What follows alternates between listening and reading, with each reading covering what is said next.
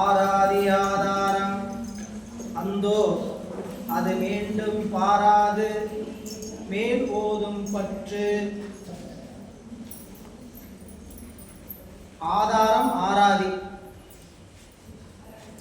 ஆதாரம் சிவந்த ஆதாரம், அதை நீ ஆராதி. எதை ஆராதிக்க வேண்டும்? சிவத்தை ஆராதிக்க வேண்டும். ஏன் அதை ஆராதிக்கணும்? அதுவே ஆதாரம். ஆராதி ஆதாரம் அந்தோ அது மீண்டும் பாராது. மீண்டும் நீங்க உலகத்தை பார்க்காம மேலோதும் பற்று. கீழே எழுவரில் பார்த்தீங்கன்னா விசேடதைக்கையால் ஐந்தெழுத்தின் பொருளை உணர்ந்த மாணவனே, எல்லா பொருளுக்கும் ஆதாரமான உள்ள சிவத்தை நீ வழிபடு.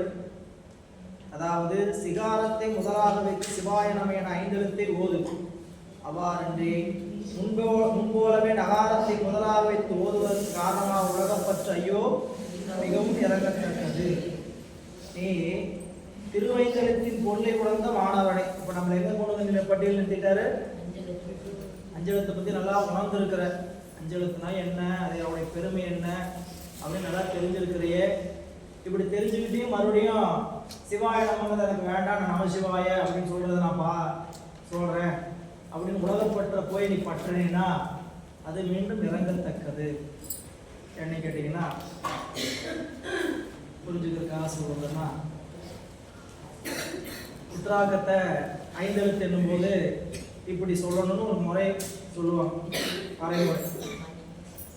மணியை கீழே உருட்டுறது, மணியை மேலே உருட்டு.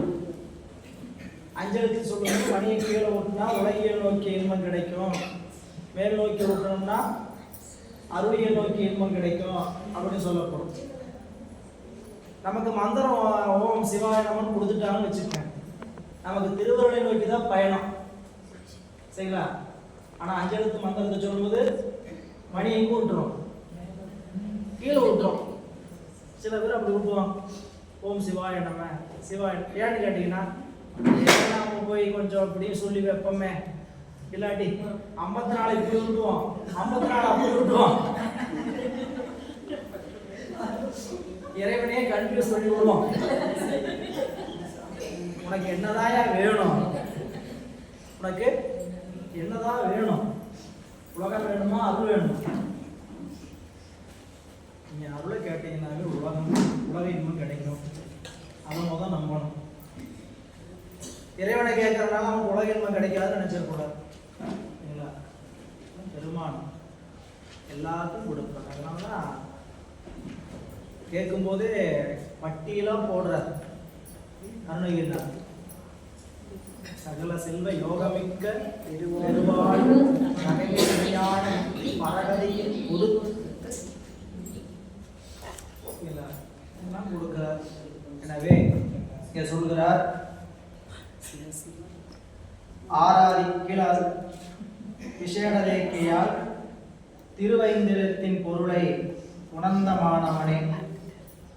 உணர்ந்து நிற்கிறவங்க மீண்டும் பாசத்தை நோக்கி திரும்பினோம்னா ரொம்ப வருந்தத்தக்க. சில பேரை பார்த்தீங்கன்னா அப்படி கஷ்டமா இருக்கும், அப்படியே உழைப்பா வந்து பணிக்கு வந்துட்டு இருந்திருப்பாங்க, திடீர்னு ஒரு சூழலில் அப்படியே பிரேக் ஆவாங்க.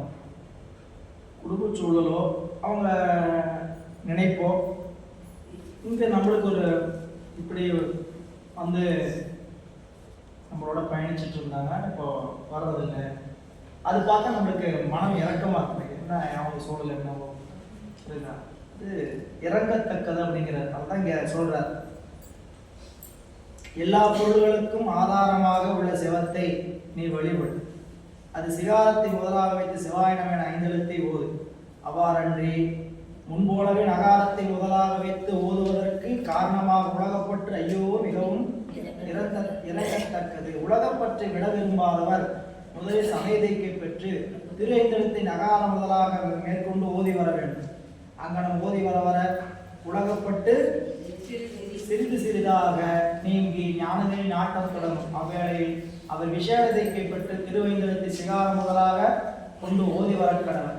உலகப்பற்றை முற்றிலுமாக விட விரும்புவோருக்கு சிகாரம் முதலியாக திருவைந்தெழுத்து ஓதுவதற்கு உரியது. திருவைந்தெழுத்தை ஓதி வரும்பொழுது அதற்கேற்ற முறையில் வாழ்வில் நடந்திடவும் வேண்டும்.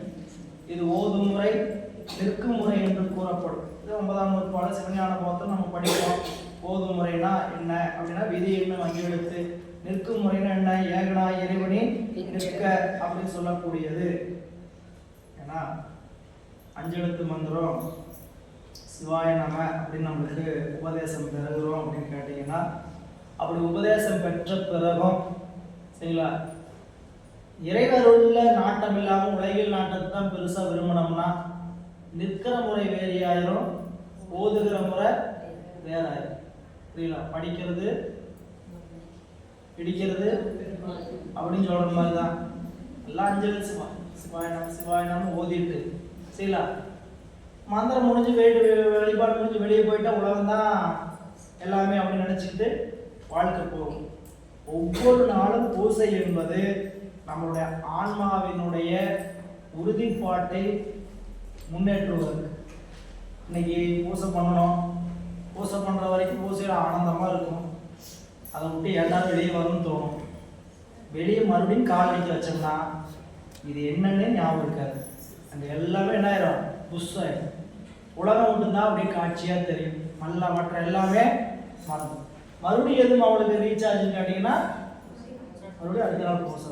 ஏன் 5 எழுத்து காலையில் சொல்லணும், சாயங்காலம் சொல்லணும், ஏன் தினந்தோறும் சொல்லணும், ஏன் தினந்தோறும் வழிபாடு அப்படின்னா இதுக்கு காரணம் அந்த அறிவானது இப்படி மயக்கம் அடைஞ்சிக்கிட்டே இருக்கும். உலகத்தை நோக்கி மயக்கம் அடைஞ்சிக்கிட்டு அது எவ்வளவு நாள் அந்த மயக்கம்னு கேட்டீங்கன்னா ஆணவ மலத்தினுடைய செயல்பாடு அற்று போகிற வரைக்கும் தான் சரிங்களா. ஒரு குறிப்பிட்ட அளவுக்கு ஆணவ மலத்துடைய அந்த நம்ம தாக்குதல் அதனுடைய பற்று குறைய நமக்கு உலகத்து மேல நாட்டம் இருப்பது மிக குறைந்து வரும். இதுக்கெல்லாம் வயது அறிவு படிப்புல எதுவுமே தேவையில்லை. 5 எழுத்து சொல்ல ஆணவம் என்னாகும், அறியாமை அறிவகற்றி, நமக்கு அறியாமையை அறிவில் அகற்றி புகுத்தக்கூடியது 5 எழுத்து. எனக்கு அப்படி சொல்ற. இனி 87 சிவம் முதலா ஆமாறு சேர்மேல் தீரும் பவம் இது நீ ஓதும்படி. அதேதான் கருத்து. என்ன சொல்றார், சிகாராதி முதற்பாட்டுல நகாரத்தை முதலா வச்சு ஓதாதீங்க, அதை இறங்கத்தக்கதுன்னாரு. இங்க சிகாரத்தை முதலா வச்சு ஓதுங்க, அதுவே மோட்சாசை உடையவருக்கு உரியது. சிவம் முதலா ஆமாறு சேருமேல் தீரும் பவம் இது நீ ஓதும்படி.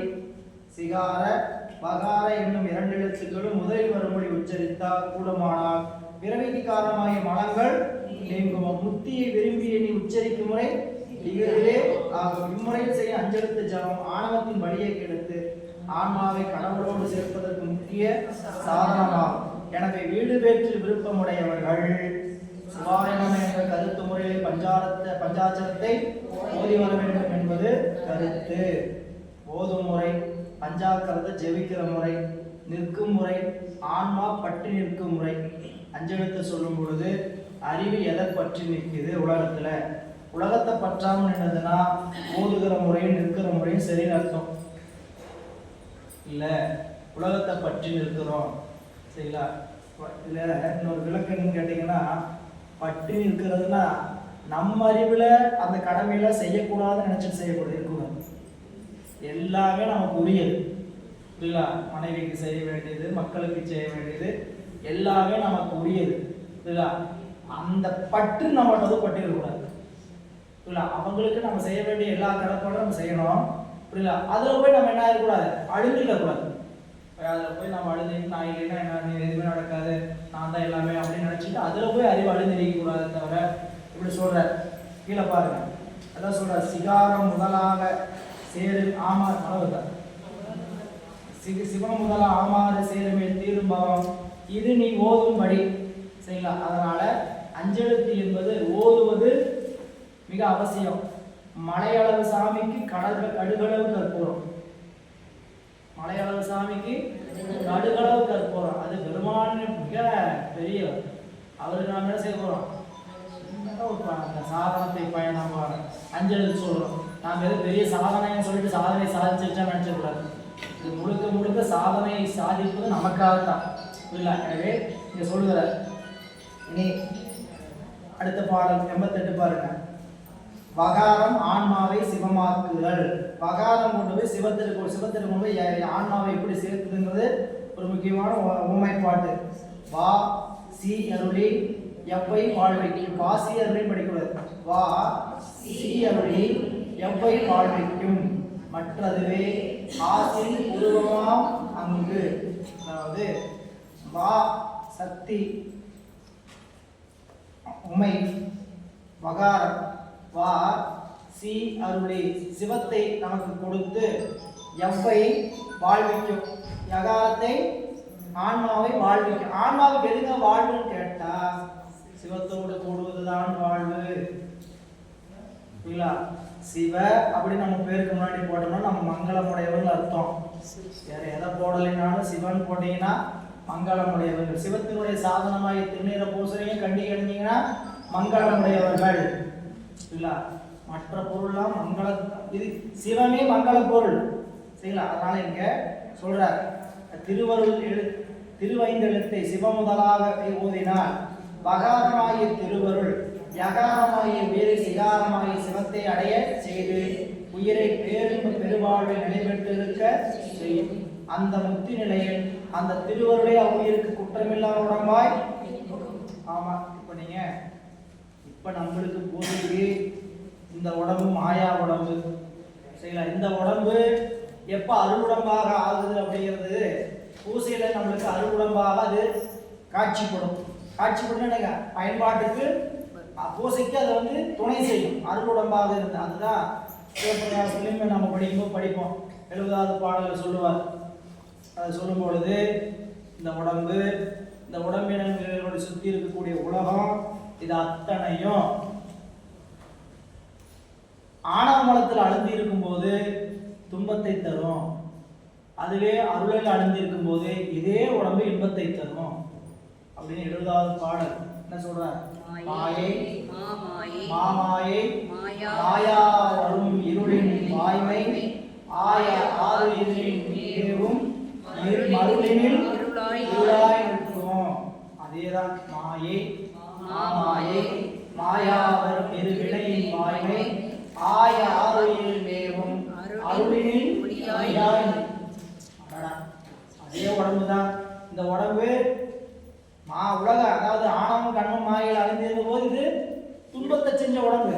இந்த உடம்பே இப்போ சிவத்தில் அழிந்திருக்கும் போது இன்பத்தை செய்கின்ற உடம்பாக இருக்கு. இது அருள் தேகம், அருள் உடம்புன்னு சொல்லப்படும். அதுதான் இங்க சொல்ற. அதான் மற்றதுவே ஆசில் உருவமா மாங்கு அப்படிங்கிறதுக்கு என்ன கேட்டீங்கன்னா மாயேயம். ஆமா, மற்றதுவே என்பது மாயை. மாயேயம் என்பது மாயையினுடைய காரியங்கள். மாயை என்பது உலகம் தோன்றுவதற்கான முதற் பொருள். அந்த முதற் பொருள் தோன்றிய இந்த உலகம், உடம்பு, கருவி, கரணம் இது அத்தனை என்னதுங்க? மாயேயம். மாயேயம்னாலும் ஒண்ணுதான், அனுகரண குணம் போகமான ஒண்ணுதான், மாயின் காரியமாலும். எனவே இங்க முக்தி பஞ்சா முந்தைய பொருளில் சிவ முதலாக ஓதினால் பிறப்பு நீங்கும் என்று கூறப்பட்டதல்லவா? அது எவ்வாறு பிறப்பு நீங்கும் என்ற வினாவுக்கு இந்த பொருளில் விடை கூறப்பட்டது. முக்தி பஞ்சாக்கரத்தில் சிவன் முதலில் நிற்க, அவன் கீழ் அருள் நிற்க, அருளின் கீழ் உயிர் நிற்கிறது. எனவே அருளே உயிரின் சிவத்தன்மையை நீக்கி அதனை சிவன்பால் சேர்த்து சிவமாம் தன்மை பெருவாழ்வில் வாழச் செய்யும். ஆணவம் நீங்கிய முக்தி நிலை முக்தி பெற்ற உயிர் தன் உடம்பு மலமாய் விளங்கிய தன்மை நீங்கி திருவருள் விளக்கிலத்தினால் அருளமாய் இருக்கும். அவ்வருடம்பே முக்தி நிலை இறை இன்பத்தை நுகர்வதற்கு துணையாகும். ஆணவம் நீங்கிய முக்தி நிலையில முக்தி பெற்ற உயிரினுடைய உடம்பு மலமாய் விளங்கிய தன்மை நீங்கி திருவருள் காரணத்தினால அருளுடம்பாக நிற்கும். அந்த அருளுடம்பே முக்தி நிலை இறை இன்பத்தை நுகர்வதற்கு துணையாகும். அப்போ சிவபெருமானுடைய அவன் அருளே தாழ் வணங்கி சொன்னதுக்கு காரணம் இதுதான். அவன் அருளாலே அவனால் வணங்கினா நாம சிவத்தை நேரடியா தரிசிக்க முடியாது. நம்மளுக்கு கூட்டிட்டு போய் அங்க பெட்டர் ஆகாம யாருன்னு கேட்டீங்கன்னா வா, புரியல, வாந்தா வான்னு கூப்பிடும், பாப்பா போலான்னு கூப்பிடுறது யாருன்னு கேட்டீங்கன்னா வாதான் வான்னு கூட்டிட்டு போய் சிவத்தோட நம்மளை சேர்த்து பகாரம் இல்ல அப்படின்னு அதுக்கு சொல்லப்படுது. இனி 90 பாருங்க. 89 ஆசில் நாவா நாப்பன் நடையாது அருளினால் வாசி இடை இருக்கை வழக்கு. போன 88 இப்ப சொல்ற 89 இந்த ரெண்டு பொருளை சொல்ற 5 எழுத்து நம்ம எல்லாருக்கும் சொல்லக்கூடிய உபதேசம் அல்ல. இது முத்தி பஞ்சாக்கரம். அப்புறம் சிவஞான முனிவர் பஞ்சாக்கரம்னாவே முத்தி பஞ்சாக்கரம் சொல்றதுதான் பஞ்சாக்கரம்ன்றார்.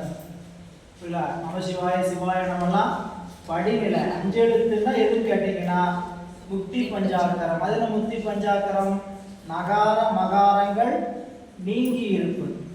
அப்படிப்பட்ட 5 எழுத்து என்ன? சிவாய. அது 3 எழுத்தான இருக்குது, அதுவும் 5 எழுத்து தான் அப்படிங்கிறத நாம குடிக்கவில படிப்போம். பாடம் பார்த்தோம்னா இல்லை, குடிக்கவில 8 எழுத்து 6 எழுத்து 5 எழுத்து எல்லாமே என்னதுங்க 5 எழுத்து தான். 8 எழுத்து சொல்றோம். என்ன 8 எழுத்து? ஓம் சிவாய நம அப்படின்னு சொல்லி நம்ம பீஜ எழுத்துல சேர்த்து சொன்னீங்களா, அது 8 எழுத்து சொன்னாலும் 5 எழுத்து தான். இது சிவாய நமன்னு சொன்னாலும் 5 எழுத்து தான். சிவ அப்படின்னு சொன்னாலும் 5 எழுத்து தான். சிவையன்னு சொன்னாலும். இங்க ஆசில் நாவா நாப்பன் அடையாது இந்த இடத்துல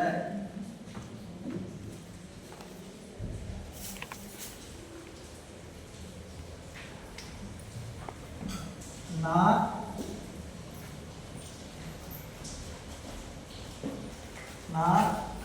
வா நாப்பன் அடையாது. இப்படி அடையக்கூடாதுங்கிறார். 5 எழுத்து இருக்கக்கூடாது. ஆசில் நாவா நாப்பன் அடையாது அருளினால் வா சி இடை நிற்கை வழக்கு. என்ன வாசி இடை நிற்கை வழக்கு?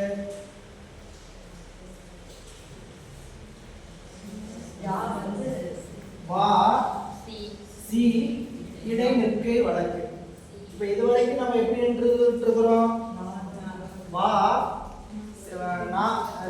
ஆசில் ஆசில் நா வா ஆசில் நாவா நாப்பன் அடையாது. ஆசில் நாவானங்க குற்றமுடைய மலத்தினோடும் திரோதான சக்தியோடும் யகாரம் இல்லாது எதோட நிக்கணும்?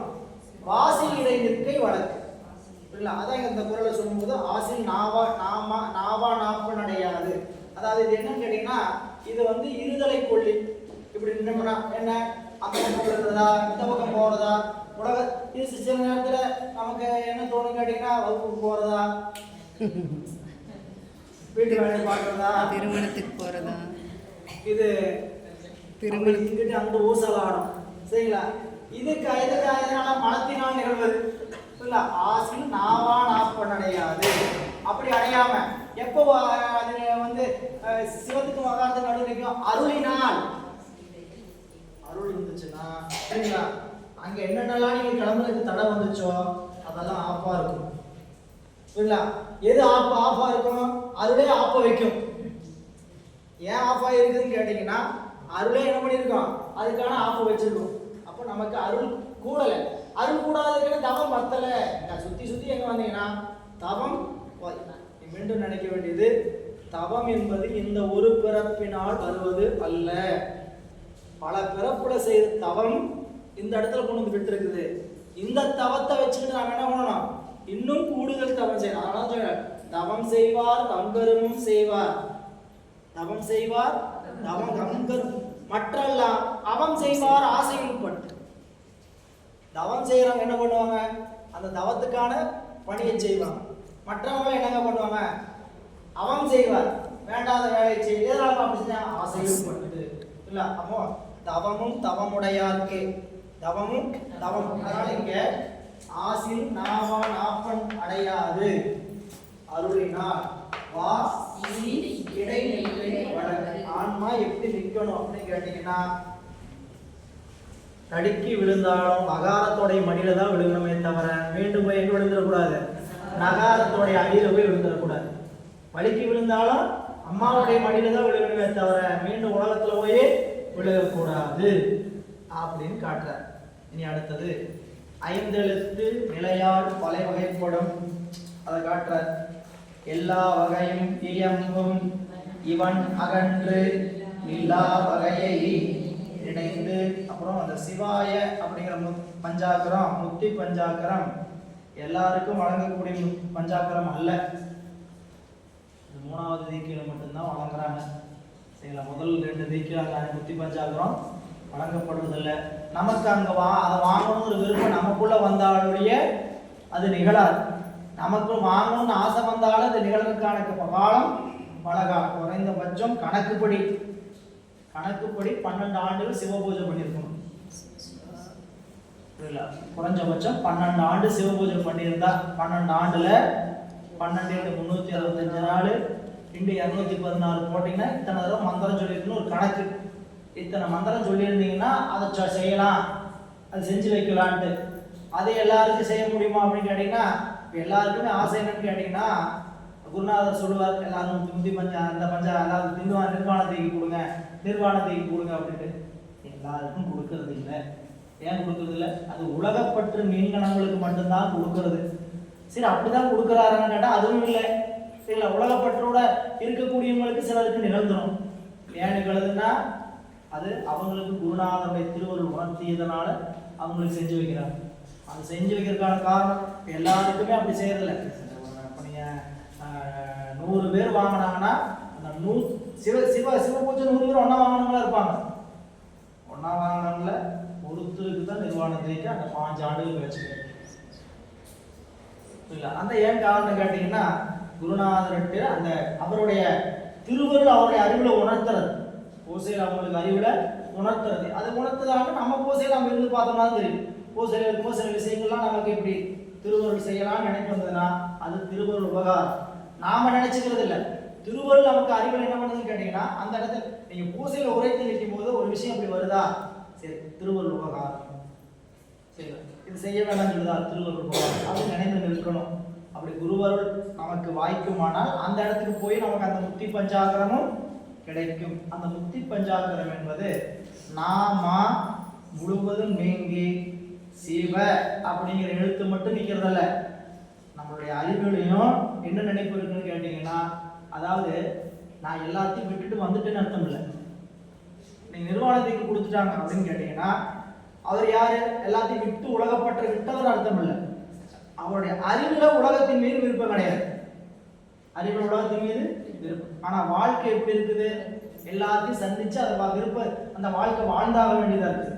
சம்பாதிச்சாகணும், ஓடி ஆகணும், அப்ப சம்பாதிக்கணும், அதுக்கான விருப்பம் வந்தாகணும். ஆனா உலகத்து மேல அவருடைய அறிவுல விருப்பம் இருக்கான்னு கேட்டா கிடையாது. புரியுங்களா? அப்படிப்பட்டவங்களுக்கு தான் இந்த தீக்கை செய்யப்படுது. சிலருக்கு மாறிக்கிறதுக்கு ஒரு காரணம் சொல்றார் சிவஞான முனிவர். இந்த 8ஆம் நூற்பாலை சொல்லும்போது 8ஆம் நூற்பாலை உபதேசம் யாருக்கு? 8ஆம் நூற்பா உபதேசம் பண்றாரு. நீ வரிசையில் நூற்பா படிக்க போறோம். நூற்பா படிக்க 8ஆம் நூற்பாலை உபதேசம் செய்யும் போது அந்த ஆன்மா முக்தி அடைஞ்சிருது. குருநாதர் உபதேசம் பண்ணோடனே முக்தி அடைஞ்சாச்சு. முக்தி அடைஞ்சதுக்கு அப்புறமும் மீண்டும் எதுக்கு 9ஆம் நூற்பா 10ஆம் நூற்பா 11ஆம் நூற்பானா அங்கேயே அவர் உபதேசம் பெற்று முக்தியும் அடைய முடியாதவங்களுக்கு மீண்டும் சாதனைக்கு. யார் முக்தி அடைஞ்சாங்க அப்படின்னு கேட்டீங்கன்னா அந்த அதிதீவிர பக்குவம் உடையவர்கள் முக்தி அடைஞ்சிட்டாங்க. அவர் சொன்னதனால் அப்படியே முக்தி அடைஞ்சார். சரிங்களா? இப்படிலாம் முக்தி அடைஞ்சிருக்கிறாங்களா? நம்ம வரலாற்றில் நடந்த நிகழ்வு பல இருக்கு. சரிங்களா? குருமகா சன்னிதானம் 24 நம்மளுடைய திருவாவூர் குருமகா சன்னிதானங்கள்ல நம்ம குரு பரம்பரை படிக்கும் போது படிப்போம். உமாபதி சிவத்திட்ட உபதேசம் பெற்ற 2 பேர்ல ஒருத்தர் உடனே முக்தி அடைஞ்சார். அப்பயே முக்தி அடைஞ்சார். ஒருத்தர் தான் மீண்டும் குருமகா சன்னிதானமா அங்க வந்து திருவாவூரை தோட்டி வச்சார். சரிங்களா? அவருடைய மாணவன் தான் குரு நமச்சிவாய மூர்த்திகள். சரிங்களா? அப்போ நம்மளுக்கு அந்த அந்த நிர்வாண தீக்கை என்பது நுண்மை தீக்கை, நிர்வாண தீக்கை இப்படி வேணா சொல்லப்படும். 3ஆம் நிலை தீக்கை சமய தீக்கை, விசேட தீக்கை, நுண்மை தீக்கை, ஆச்சாரிய தீக்கை. ஆச்சாரிய தீக்கை எல்லாருக்கும் கிடையாது. எல்லாருக்கும் என்னங்க அந்த 100த்துல 1 வாங்குறாங்க. அந்த ஒருத்தரா வாங்கி 100 பேர் இருந்தாங்கன்னா அந்த 100த்துல 1 பேருக்கு தான் ஆச்சாரிய தீக்கை. எதுக்கு? அவர் அடுத்த பரம்பரை உருவாக்கி அவர் உபதேசம் செய்யறதுக்கு உண்டு. சரிங்களா? அப்ப நம்ம நீங்க பாத்தீங்கன்னா அப்படி நீங்க திருவாவடுதுறையில் பார்த்தீங்கன்னா குருமா சன்னிதானம் ஒருத்தர் வராரு, அவருக்கு நிறைய தம்பிரான் சாமிகள் இருப்பாங்க. திருவாவடுதுறையிலே தம்பிரான் சாமிகள் நிறைய இருப்பாங்க. அப்புறம் வேற வேற பக்கம் திருவாவடுதுறை கிளை மையம் பேரூர் மையம் இருக்கிற பேரூர் மையத்தில் யார் இருப்பாங்க? குருமா அவருக்கு தம்பிரான் சாமி இருப்பார். இந்த தம்பிரான் சாமிகள்ல யாராவது ஒருத்தர் தான் மறுபடியும் பீடத்துக்கு அங்கே வந்து அமர போறாங்க. இவங்க எல்லாமே துறவு பூண்டவங்க, கல்லாடை பெற்றவங்க. அவங்க எல்லாமே கல்லாடை பெற்றவங்க. அந்த துறவு பூண்டவங்களையுமே அந்த குருமா சன்னிதானமா வந்து அடுத்த பீடத்தில் உட்கார்றதுக்கு எல்லாருனாலையும் இதாகும். அது குருவர்கள் அவங்களுக்கு எங்கே உணர்த்துதோ அவங்கள தான் என்ன பண்ணுவாங்க, கூப்பிட்டு அபிஷேகம் பண்ணி அவங்கள தான் தேர்ந்தெடுப்பாங்க. தகுதியெல்லாம் அவங்க பார்க்கப்படுறதே இல்லை. இத்தனை வருஷம் ஆயிட்டாரு, இவ்வளோ வருஷம் ஆயிடுச்சு அப்படிங்கிறதால குருவர்கள் அவங்களுக்கு உணர்த்தும் இவங்களை தான் செய்யணும் அப்படின்ட்டு அவங்களுக்கு தான் செய்ய வைக்கிறாங்க. அப்போ அந்த முக்தி பஞ்சாக்கரத்தை பற்றி அதை கொஞ்சம் தெரிஞ்சுக்கணும். ஏன் சிவைய சிவ அப்படிங்கிறது நாம் எல்லாருக்கும் விருப்பம் இருந்தாலும் விருப்பம் இல்லைனாலும் அதுக்கு அதனுடைய வாய்ப்பு எப்படின்னு கேட்டிங்கன்னா, பற்று என்பது உள்ளத்தில் என்ன ஆகக்கூடாது, இருக்கக்கூடாது. பற்றுன்னு என்னதுங்க, எனக்கு அது வேணும் இது வேணுங்கிற நினைப்பு இருந்துகிட்டே இருக்கக்கூடாது, எதுலேயும் அடங்காமல் இருக்கக்கூடாது. சரிங்களா? அந்த அந்த நினைப்பு மாறுற இடத்துக்கு பேர் தான் அந்த பற்று விட்டு நிற்கிறதில்ல. நீங்கள் பற்று விட்டுன்னா முற்று விட்டுட்டு எல்லாம் வெளியே போகலை, எல்லாத்தையும் திறந்து வெளியே போகலை. இங்கே தான் லைவ்ல தான் இருக்கிறோம், ஆனால் எதுலேயும் என்ன ஆகலை, மிங்கிள் ஆகலை. நான் லைவ்ல இருக்கிறேன், ஆனால் யாருக்கு என்ன ஆகலை, மிங்கிள் ஆகலைன்னா அது வந்து என்னை பாதிக்காது. சரிங்களா? திருவள்ளுவர் நம்மளை வாழக்கூடிய வாழ்ந்து காட்டிய பெருமக்கள் ஏராளம். இல்லை நம்ம கண் முன்னாடி நீங்கள் இருக்கக்கூடிய பெருமக்கள்ல நம்ம முன்னாடி கண் முன்னாடி வாழக்கூடியவர்கள் பெரியவங்க நிறைய பேர் இருக்கிறாங்க. எனவே அப்படிங்க அது அடுத்த பாட்டுக்கு வந்துங்க. எல்லா வகையும் இவனை அகன்று இல்லாதவையை இவன் அகன்று எல்லா வகையும் இல்லா வகை நினைந்து, அதாவது ஆன்மா சிவசக்தியிலிருந்து ஒரு காலம் நீங்கில்லாத தன்மை அறிந்து அது முக்தி அடைவதற்கு ஏதுவாகிய வழிகள் எல்லாவற்றையும் வேதாகமங்கள் சொல்லுகின்றன. ஏங்க இது நமசிவாய சிவாய நம சிவாய சிவ இத்தனை ஏங்க சொல்லணும்? ஒரு மந்திரமே போதாதா? இத்தனை வழியில சொல்லி புரிய வைக்கணுமா அப்படின்னு கேட்டா, இந்த எல்லாமே எதுக்குன்னு கேட்டீங்கன்னா, எல்லா வகையும் இயம்பும். எதுக்குன்னு கேட்டீங்கன்னா, இவன் யாரு, ஆன்மா அகன்று எதை விட்டு, உலகத்தை அகன்று எதுக்கு, எல்லா வகையும் மீண்டும் இந்த உலகத்துல வந்து நிற்கக்கூடாது. நாளே பிரிவுதான். எல்லா வகையும் அஞ்செழுத்து எல்லா வகையிலும் ஆன்மாக்களுக்கு எல்லா வகையிலும் பல உபதேச மந்திரம் சொல்லப்படும். எதுக்கு? இவன் இந்த ஆன்மா அகன்று எதை அகன்று, பட்டுக்களை விட்டு அகன்று. புரியல? எதுக்கு? இந்த உலகத்துக்கு மீண்டும் எல்லா வகையும் இந்த உலகத்துக்கு வரக்கூடாது. அதனாலதான் சொன்னார் மணிவாசன், நிற்பார் நிற்க நில்லா உலகில் நில்லோம். யாரெல்லாம் நிற்கிறீங்களோ நின்னுக்குங்க. நிற்பா நிற்க, நிற்பா நிற்க. நாங்க என்ன பண்ண மாட்டோம், நில்லா உலகில் நில்லோம். என்ன பண்ண போறீங்க? இனி செல்வோமே. எங்க செல்ல போறீங்க? பொற்பால் ஒப்பாம் திருமேனி பயங்க நாள்வான் பொடி பொன்னடிக்கு. சரியா? அப்படியா? நிற்பீரெல்லாம் தாழாதே. நின்றுட்டு இங்கேயே பார்த்துட்டு இருந்துடாதீங்க. நிற்பீரெல்லாம் தாழாதே, நிற்கும் பரிசு ஒருபடி அங்க வந்து எல்லாம் சேர்த்துக்கலாம் வாங்க அப்படின்னு கூவி கூவி சொல்றாரு.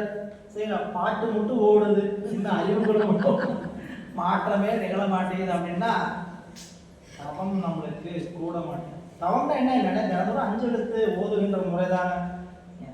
இது இந்த இடத்துல 5 எழுத்து தான் நமக்கு எல்லா வகையிலும் மாற்றத்தை தரும். சரிங்களா? அது பற்றி சொல்லணும், உரைத்து சொல்லணும். 5 எழுத்தை உரைத்து சொல்லணும். ஏதோ அந்த எழுத்துக்களை இத்தனை முறை உச்சரிக்கணும்னு சொன்னாங்களேங்கிற நினைப்புக்காக சொல்றது இல்லை. ஆரம்பத்தில் அப்படித்தான் இருக்கும். இப்படி நீங்க மீண்டும் மீண்டும் உபதேசங்களை கேட்கத்தான், இந்த மாதிரி வகுப்புகளையோ பாடங்கள் ஆசிரியர் வாயிலாக கேட்கத்தான் அந்த 5 எழுத்து நம்ம இடத்துல என்ன போயும், உள்ள போய் தைக்கும். நீங்க சங்கிலியா 5 எழுத்துக்கு சொல்லி எப்படி மலர் போத்தாங்க அப்படின்னு சொல்லுவார் சீக்கிரம் சொல்லுமா. அன்பு 5 எழுத்து நாரா, அன்பே நாராக 5 எழுத்து நெஞ்சு தொடுக்கு. நார் என்னங்க அப்படின்னு கேட்டா, அன்புதான் நார். புரியல? என்னத்தை தொடுத்தான்னு கேட்டா 5 எழுத்து. எதுக்கு? எந்த பணியை செஞ்சாலும் 5 எழுத்து சொல்லி சொல்லிட்டாங்க. பூ கட்டினாங்க 5 எழுத்து சொல்லி கொடுத்தாங்க. அப்போ அன்பு நாராக 5 எழுத்து நெஞ்சு தொடுக்க. எனவே எல்லா வகையும் இயம்பும். அதுக்கு ஒரு விளக்கம் சொல்றாரு. ஆற்றங்கரையிலிருந்து விளைநிலத்திற்கு வாய்க்கால் வெட்டினால் மட்டும் பயிர் உண்டாகி விடாது. அந்த வாய்க்காலில் தண்ணீர் பாய்ந்தால்தான் பயிர் உண்டாகும். உபதேசம் வாங்கிட்டேங்க, வாங்கிட்டீங்களா? உபதேசம் வாங்கியாச்சு. அப்படி மட்டும் வச்சிருந்தீங்கன்னா அது என்னது, வெறும் வாய்க்காலை மட்டும்தான் வெட்டி இருக்கிறீங்க. இதுல என்ன பாயல, இன்னும் தண்ணி பாயல. அப்போ இங்க அது போல வேதாகமங்கள் சொல்லப்பட்ட நெறிகளை அறிந்தால் மட்டும் முத்திக்கிட்டு விடாது. அந்நெறிப்படி ஒழுகி இருவரின் துணையை பெற வேண்டும் என்று காட்டுறார். இனி 10வது அதிகாரம்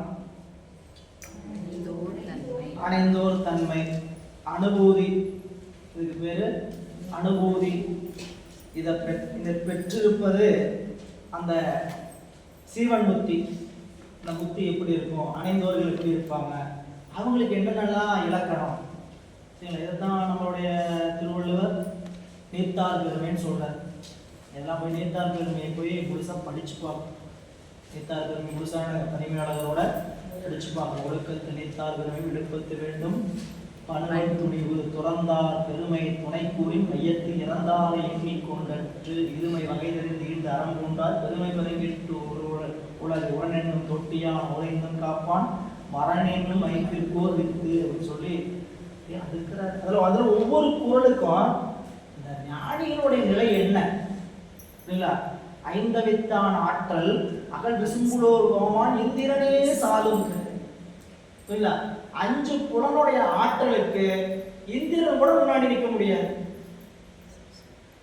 தேவர்களுடைய தலைவன் கூட முன்னாடி வந்து அப்படிப்பட்ட ஆற்றலுடைய 5 புலன்கள் ஆதியார் சிவஞானிகள் இல்ல. ஒன்றே நின்றார் கூட எத்தனை சொல்றார். ஐந்தவித்தான் ஆற்றல்கள் விசும்புலோர் கோமான் இந்திரனே சாலும் செயற்கரிய செய்வர் பெரிய செய்ய செயற்கரிய எவ்வளவு யாரு சுவை ஒளி ஊர் ஓசன் ஆற்று 5 வகை தெரிவான் கற்றே உலகு. இந்த 36 தத்துவங்களை யார் உணர்ந்திருக்கிறாங்களோ அவர்களுக்குத்தான் இந்த உலகம் என்ன அது ஒரு மாயை பொருள். இது ஒரு நிலையில்லாத பொருள். யாருக்கு விளங்கு கேட்டீங்கன்னா சுவை ஒளி ஒரு ஊசு ஓசை நாற்றம் 5 வகை தெரிவான் கட்டே உலகு.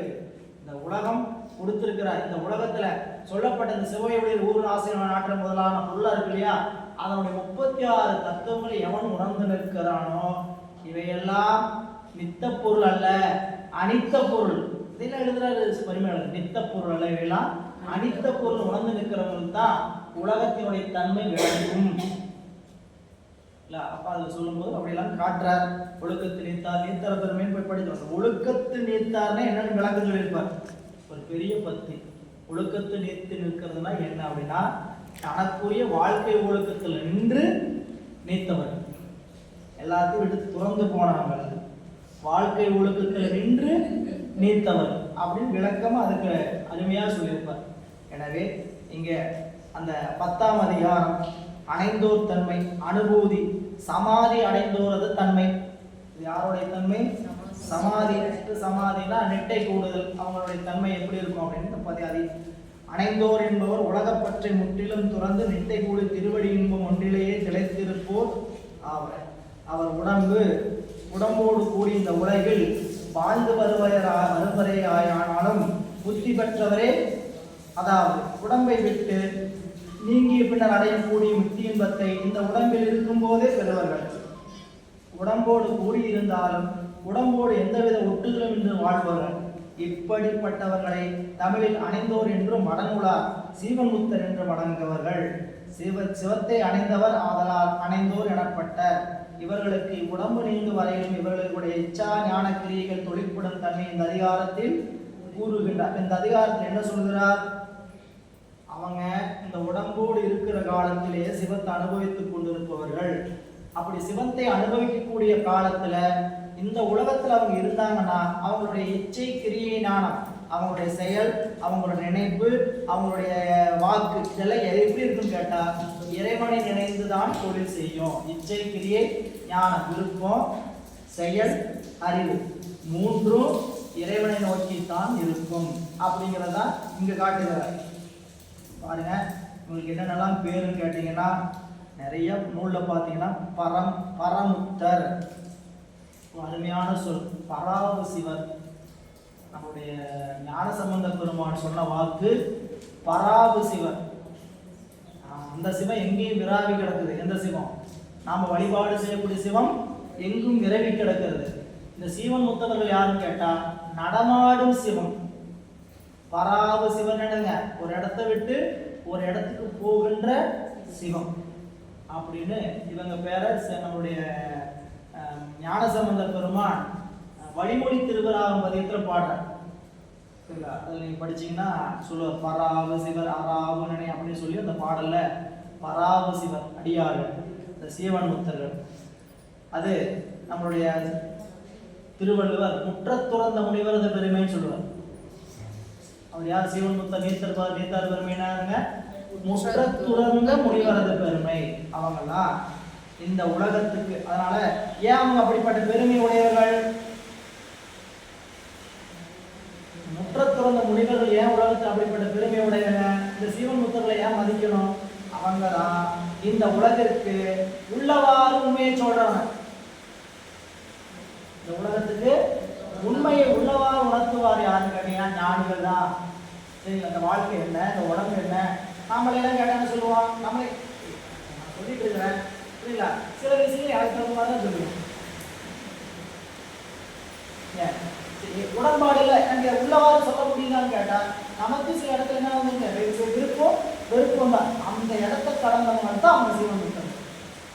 உலகத்துக்கு உண்மையை உள்ளவாறு உரைப்பவர்கள் இல்லை. அது இப்படி கூட்டியோ குறைச்சோ, அதனால சொன்னாங்க, உள்ளபடி உரைக்கு நின்னுறவாய் கள்ளமின்றி கழிப்பேன் பராமரன்.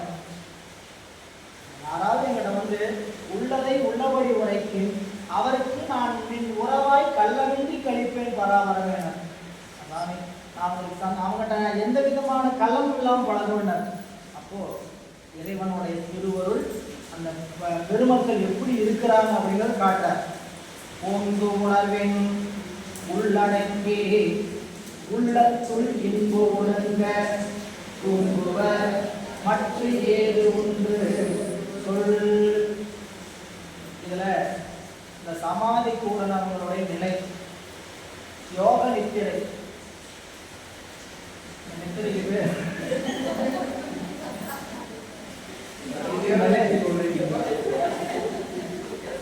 அந்த நித்திரை யோக நித்திரை. தூங்காமல் தூங்கி சுகம் காண்பவர்கள். இந்த தூக்கத்துக்கு பேர் என்ன? தூங்காமல் தூங்கி சுகம் காண்பர்.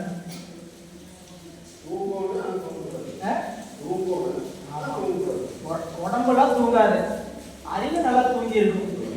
சரிங்களா? உடம்பு என்ன ஆகும்? தூங்காமல் தூங்கி சுகம் கண்டார். யோக நித்திரை. எத்தனை பேர் அறித்துயில். இது பேர் என்ன? அறித்துயில். தூக்கத்துல எதையுமே அறிய முடியும். ஆனா இது என்ன தூக்கம்? அறித்துயில் அப்படின்பாரு. சரிங்களா? அப்ப இங்க இந்த பரா ஏன்னு கேட்டீங்கன்னா அவங்க என்ன பண்ணிட்டு இருப்பான்னு கேட்டீங்கன்னா ஓங்கு உணர்வின் உள் ஒடுங்கி. ஓங்கு உணர்வு என்பது சிவம். அந்த சிவத்தோடு உள் அடங்கி, ஓங்கு உணர்வின் உள் அடங்கி என்னங்க பண்ணுவாங்க? இன்ப உள்ளத்துள் இன்ப ஒடுங்க. அந்த அறிவுல இறைவனோட இன்பத்தை பெற்றுக்கொண்டு தூங்குவர். தூங்குவன் என்ன? தூங்காமல் அப்படி பெருமானுடைய அந்த ஆனந்த நித்திரை. இன்னொரு நித்திரை அதுக்கு பேரு ஆனந்த நித்திரை. நித்திரை சொல்றேன், ஏதாவது ஒரு நித்திரையாவது இருக்கா? நாங்க ஒரு நித்திரைக்கு போயிட்டு இருக்கேன். நீங்க எங்களுக்கு யோக நித்திரை, ஆனந்த நித்திரை, அறிவு நித்திரைன்னு சொன்னீங்கன்னா என்ன ஆகுது அப்படின்னு சொல்லிவிடாது நம்ம. அப்போ ஆனந்த நித்திரை சொல்றார் பாருங்க. சீவன் முத்தராகிய ஞானிகளின் உணர்வில் சிவனது ஞானமாகிய திருவருள் மேம்பட்டு விளங்கும். ஓங்கு உணர்வில் அவ்வாறு மேம்பட்டு விளங்கும் திருவருளில் அவர்கள் அடங்கி அங்கு நிலைத்து நிற்பர். உள் அடங்கி. அதனால் விளைவு சிவானுபவமாகிய பேரின்பமே. அதனால் அவங்களுக்கு என்ன கிடைக்கும்? இன்பமே கிடைக்கும். அவ்வின்பம் தம் அறிவினிடத்தில் பொங்கி ததும்பி நிற்க அந்த இன்பம் ஒன்றை மட்டுமே நுகர்ந்து அதில் திளைத்திருப்பர். உள்ளத்தில் ஒடுங்க தூங்குவர். அடுத்து சொல்ற, அது தவிர வேறு ஒன்றையும் அறியாது தூங்குவர். மற்ற ஏது ஒன்று சொல் அன்னே அவர் பேச்சிலிருந்த மோன நிலையில் இருப்பதால் சொல்லேதும் சிவானுபவம் சுவானுபதிகம். சிவானுபவம் சுவானுபதிகமாம் அப்படின்பார். இதுல சித்தியாவில் சொல்லுவோம் சிவானுபவம் சுவானுபதிகம் அப்படின்பார். எனவே அந்த இடத்துல சொல்ற. உடம்பு உள்ளவரையும் காரத்தவினை வாசனை அளவில் வந்து அவரை தாக்கக்கூடும். இது நீங்க அந்த தவத்தில் நின்று கொண்டு இருக்கும் பொழுது உடம்புக்கு வர்றது வந்துவிட்டார் வாசனை அளவு. நம்மளுக்கு வாசனை அளவல்ல, நேரடியாகவே வரும். இறைவனுடைய திருவருள்ல அடங்கி தன்னுடைய அறிவு, தன்னுடைய செயல், தன்னுடைய விருப்பம் எல்லாம் இறைவனுடையது, எனக்குன்னு எந்த அறிவும் செயலும் விருப்பமும் இல்லை அப்படின்னு எல்லாம் இழந்த நிலை இல்லை. அந்த நிலையில் நிற்கிறவங்களுக்கு வரக்கூடிய இன்பம் துன்பம் எதுவாக இருந்தாலும் சிவம் தானே இருக்கிறது. அது என்ன பண்றதில்ல.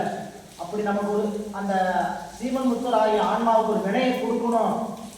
என்ன பண்றது, இந்த வினையை கொடுத்து தான் கழிச்சாவோன்னு நினைச்சாருன்னா அது என்ன பண்ணுங்களாம், அப்படியே வாசனையாலே அப்படியே வந்து போயிருக்கும். என்னன்னு கேட்டீங்கன்னா, ஒரு வினை தாக்கம் சரிங்களா, வந்து தாக்கம் இருந்ததுன்னா, ஒரு கால் உடைஞ்சு கை உடைஞ்சு வேற ஏதாவது ஆபத்துல போய் சிக்க வேண்டியவங்க அந்த வேதனையை அப்படியே மேலாப்படி கூட்டிட்டு போயிடுவார் சீமன். சின்னதாக கையில காயமாகும். இது எதோட ஈக்குவல் செய்யப்படும், அதோட ஈக்குவல் செய்யப்படும் இல்லை. இது வாசனை அளவுல அப்படி என்னதுங்க, வினையை ஊட்டணும். வினையை ஊட்டணுமா, சில விஷயம் சில இடத்துல வினையை ஊட்ட வேண்டிய நிலமும் இருக்கும். அவங்க இந்த வாசனா மலமும் கழியணும்.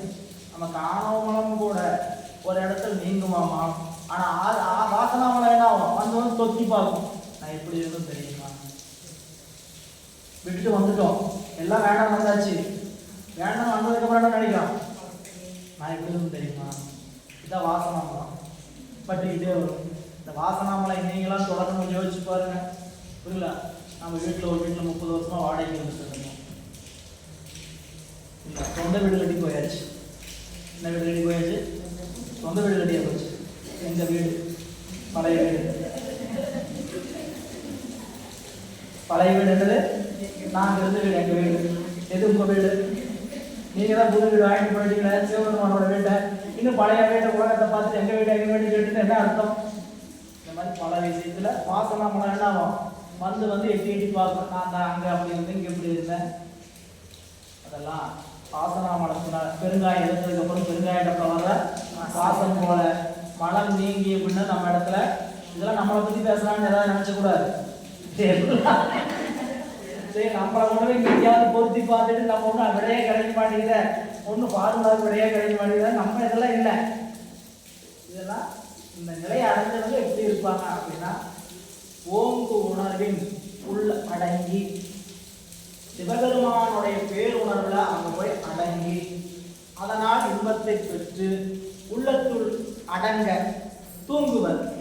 அவங்களுக்கு வேற என்ன செய்யணும் இல்லை. இது இந்த ஆமை உதாரணம் காமிப்பாங்க. இந்த ஆமை என்ன ஆகும், அப்படியே வரும், அப்படியே களை நீட்டிட்டு அப்படியே வந்துட்டு இருக்கும் சரிங்களா. அதுக்கு ஆபத்து வந்துன்னா படப்படன்னு என்ன வரும் இல்லை. இது போல திருவருள திளைத்திருக்கும் போது ஒரு வேளை உலகம் தென்பட்டார் என்ன பண்ணணும், அப்படியே புலன்கள் எல்லாம் குடிக்கும். என்ன ஒரு 5 எழுத்து அவங்களுடைய இருக்கு. அதுக்கு எது மீண்டும் தீர்வுன்னு கேட்டா 5 எழுத்து. உலகம் பார்வைப்பட்டது, சாமி மனசு கஷ்டமா இருக்கு, உடனே 5 எழுத்து உட்காரு புரியல. இப்படி ஒரு தாக்கம் எனக்கு ஏற்படுது, இது மேல ஒரு ஆசை வருது, 5 எழுத்து சொல்லு. அப்போ இந்த திருவருள் தான் அந்த உபகாரத்தை செய்யும். அந்த திருவருளை திளைத்து நிற்கிறவங்களுக்கு அது நீ அப்படிப்பட்ட நிலையை தரும் அப்படின்னு காட்டுறார். 5 காரணங்களாம் தொழிலும் போகம் நுகர்வெந்தொழிலும் மேவார் மிக 3 நிலை சொல்றாரு. இந்த 3 நிலையில முதல் நிலை என்னன்னு கேட்டீங்கன்னா, மலம் நீங்கிய ஆன்மா தானே 5 தொழில் செய்யும் அப்படின்னு ஒரு சமயவாதி சொல்றான். ஆன்மா சுதந்திரமா செய்ய முடியாது, ஆன்மா சுதந்திரமா செயல்பட முடியாதுக்கு எது காரணம், ஆணவம். அதோட அறிவு அதுதான் தடுத்து நிற்குது. இப்போ முக்தியில ஆன்மாவுக்கு என்ன ஆயிடுச்சு, ஆணவம் நீங்கிச்சுன்னா இந்த ஆன்மா என்ன ஆயிரும், சுதந்திரமாயிடும். சுதந்திரமா என்ன தொழில் வேணுமா பண்ணிடலாம் இல்ல, அதான் பண்ண முடியும். ஏன், இது அடிமை என்றும் ஆன்மா என்றும் சிவத்திற்கு அடிமையாகும். அப்ப அப்போ கூட நான் சுதந்திரமா இல்லையா? ஐயோ, நீ அங்க அடிமையா இருக்கிறதே பெரும் சுதந்திரம் தான். சிவபெருமானுடைய திருவுடைய முத்தியில அடிமையா இருக்கிறதே பெரும் இன்பங்கிறார். அது 12ஆம் நூற்பாளர் சொல்லுவார். சரிங்களா? தெய்வம் என்றும் தெய்வமே. நீ அடிமையா இருக்கிறதுன்னு ரொம்ப கேவலமா நினைச்சுக்காத. நீ எப்படிப்பட்ட இடத்துல அடிமையா இருக்கிறது தெரியுமா? பெரிய தெய்வம் என்றும் தெய்வமே. அப்ப இங்க ஐந்தொழில் செய்யும் ஆன்மா. ஆன்மா ஐந்தொழில் செய்யாது. சரிங்களா? இப்ப நம்ம பெரிய புராணத்துல இடத்துல படிச்சோமே இல்லையா? ஆமாங்க. அது முதல்ல பாயிரத்துல திருக்கையிலாயத்தில் சின்ன சின்ன பொருள் பூதங்கள்லாம் நிறைய இருக்குது. சிவகண பூதங்கள்லாம், அந்த பூதங்கள்லாம் தான் நினைத்தால் வேண்டும் மரங்கள் முத்தொழில் செய்ய ஐந்தொழில் நாட்டுவனு சொல்லியிருப்பார். சரிங்களா? அதுல ஒரு சொல்ல வச்சிருப்பார். செயற்கையில இருக்குமா? வேண்டிடின். சிவசமவாதர்கள் சொல்லுகின்ற கொள்கைக்கும் சைவ சமயம் சொல்கின்ற கொள்கைக்கு என்ன வேறுபாடு அப்படின்னு கேட்டா, சிவசமவாதர்கள் ஐந்தொழில்களை ஆன்மா தானே விருப்பப்பட்டால் செய்யும். இல்ல, அங்க நம்ம சமயம் சொல்றது ஆன்மாவால் ஐந்தொழில் செய்யவே முடியாது, தானாக சுதந்திரமா இறைவன் விதித்தால் செய்யும். முதல் ஐந்தொழில்கள் மிக மேவா. ஐந்தொழில்களை விரும்ப மாட்டாங்க, ஐந்தொழில் செய்வதை விரும்ப மாட்டாங்க. ஐந்தொழில்களும் காரணங்களாம் தொழிலும். ஒவ்வொரு தொழில், ஒவ்வொரு படைத்தல் காத்தல் ஐந்தொழிலுக்கும் ஒவ்வொரு தொழிலுக்கு தனித்தனி காரண கடவுள் இருக்கிறாங்க இல்லைங்களா? அப்படிப்பட்ட காரண கடவுளாக இருப்பதற்கும் விரும்ப மாட்டார்கள். ஐந்தொழில் மேவார், காரணங்களாம் தொழிலும் மேவார். அடுத்தது போகம் நுகர் வெண்தொழில் மேவார். அப்படின்னு உலகத்தில் இருக்கக்கூடிய வேற போகத்தின் ஒரு தொழிலையால் விரும்பி நிற்பாங்க, விரும்ப மாட்டார்கள். இதுல விரிவு பாருங்க. சிவத்தை அடைந்தவர்கள் சிவபெருமானை போல படைத்தல், காத்தல், மறைத்தல், அருளல் ஆகிய ஐந்தொழில்களை செய்வதையோ அல்லது சிவபெருமான் ஆணையை பெற்று இவ் ஐந்து தொழில் ஏதேனும் ஒன்றுக்கு தலைவராகின்ற தொழிலை செய்வதையோ அல்லது வினைப்பயனால் விளைகின்ற உலக போக்களை விருப்பு வெறுப்புடன் அனுபவித்து ஆகாமிய கண்ணு மீட்டும் கொடிய செயலையோ செய்வதையோ விரும்ப மாட்டார்கள். அவர்கள் சிவானம் ஒன்றையே அனுபவித்து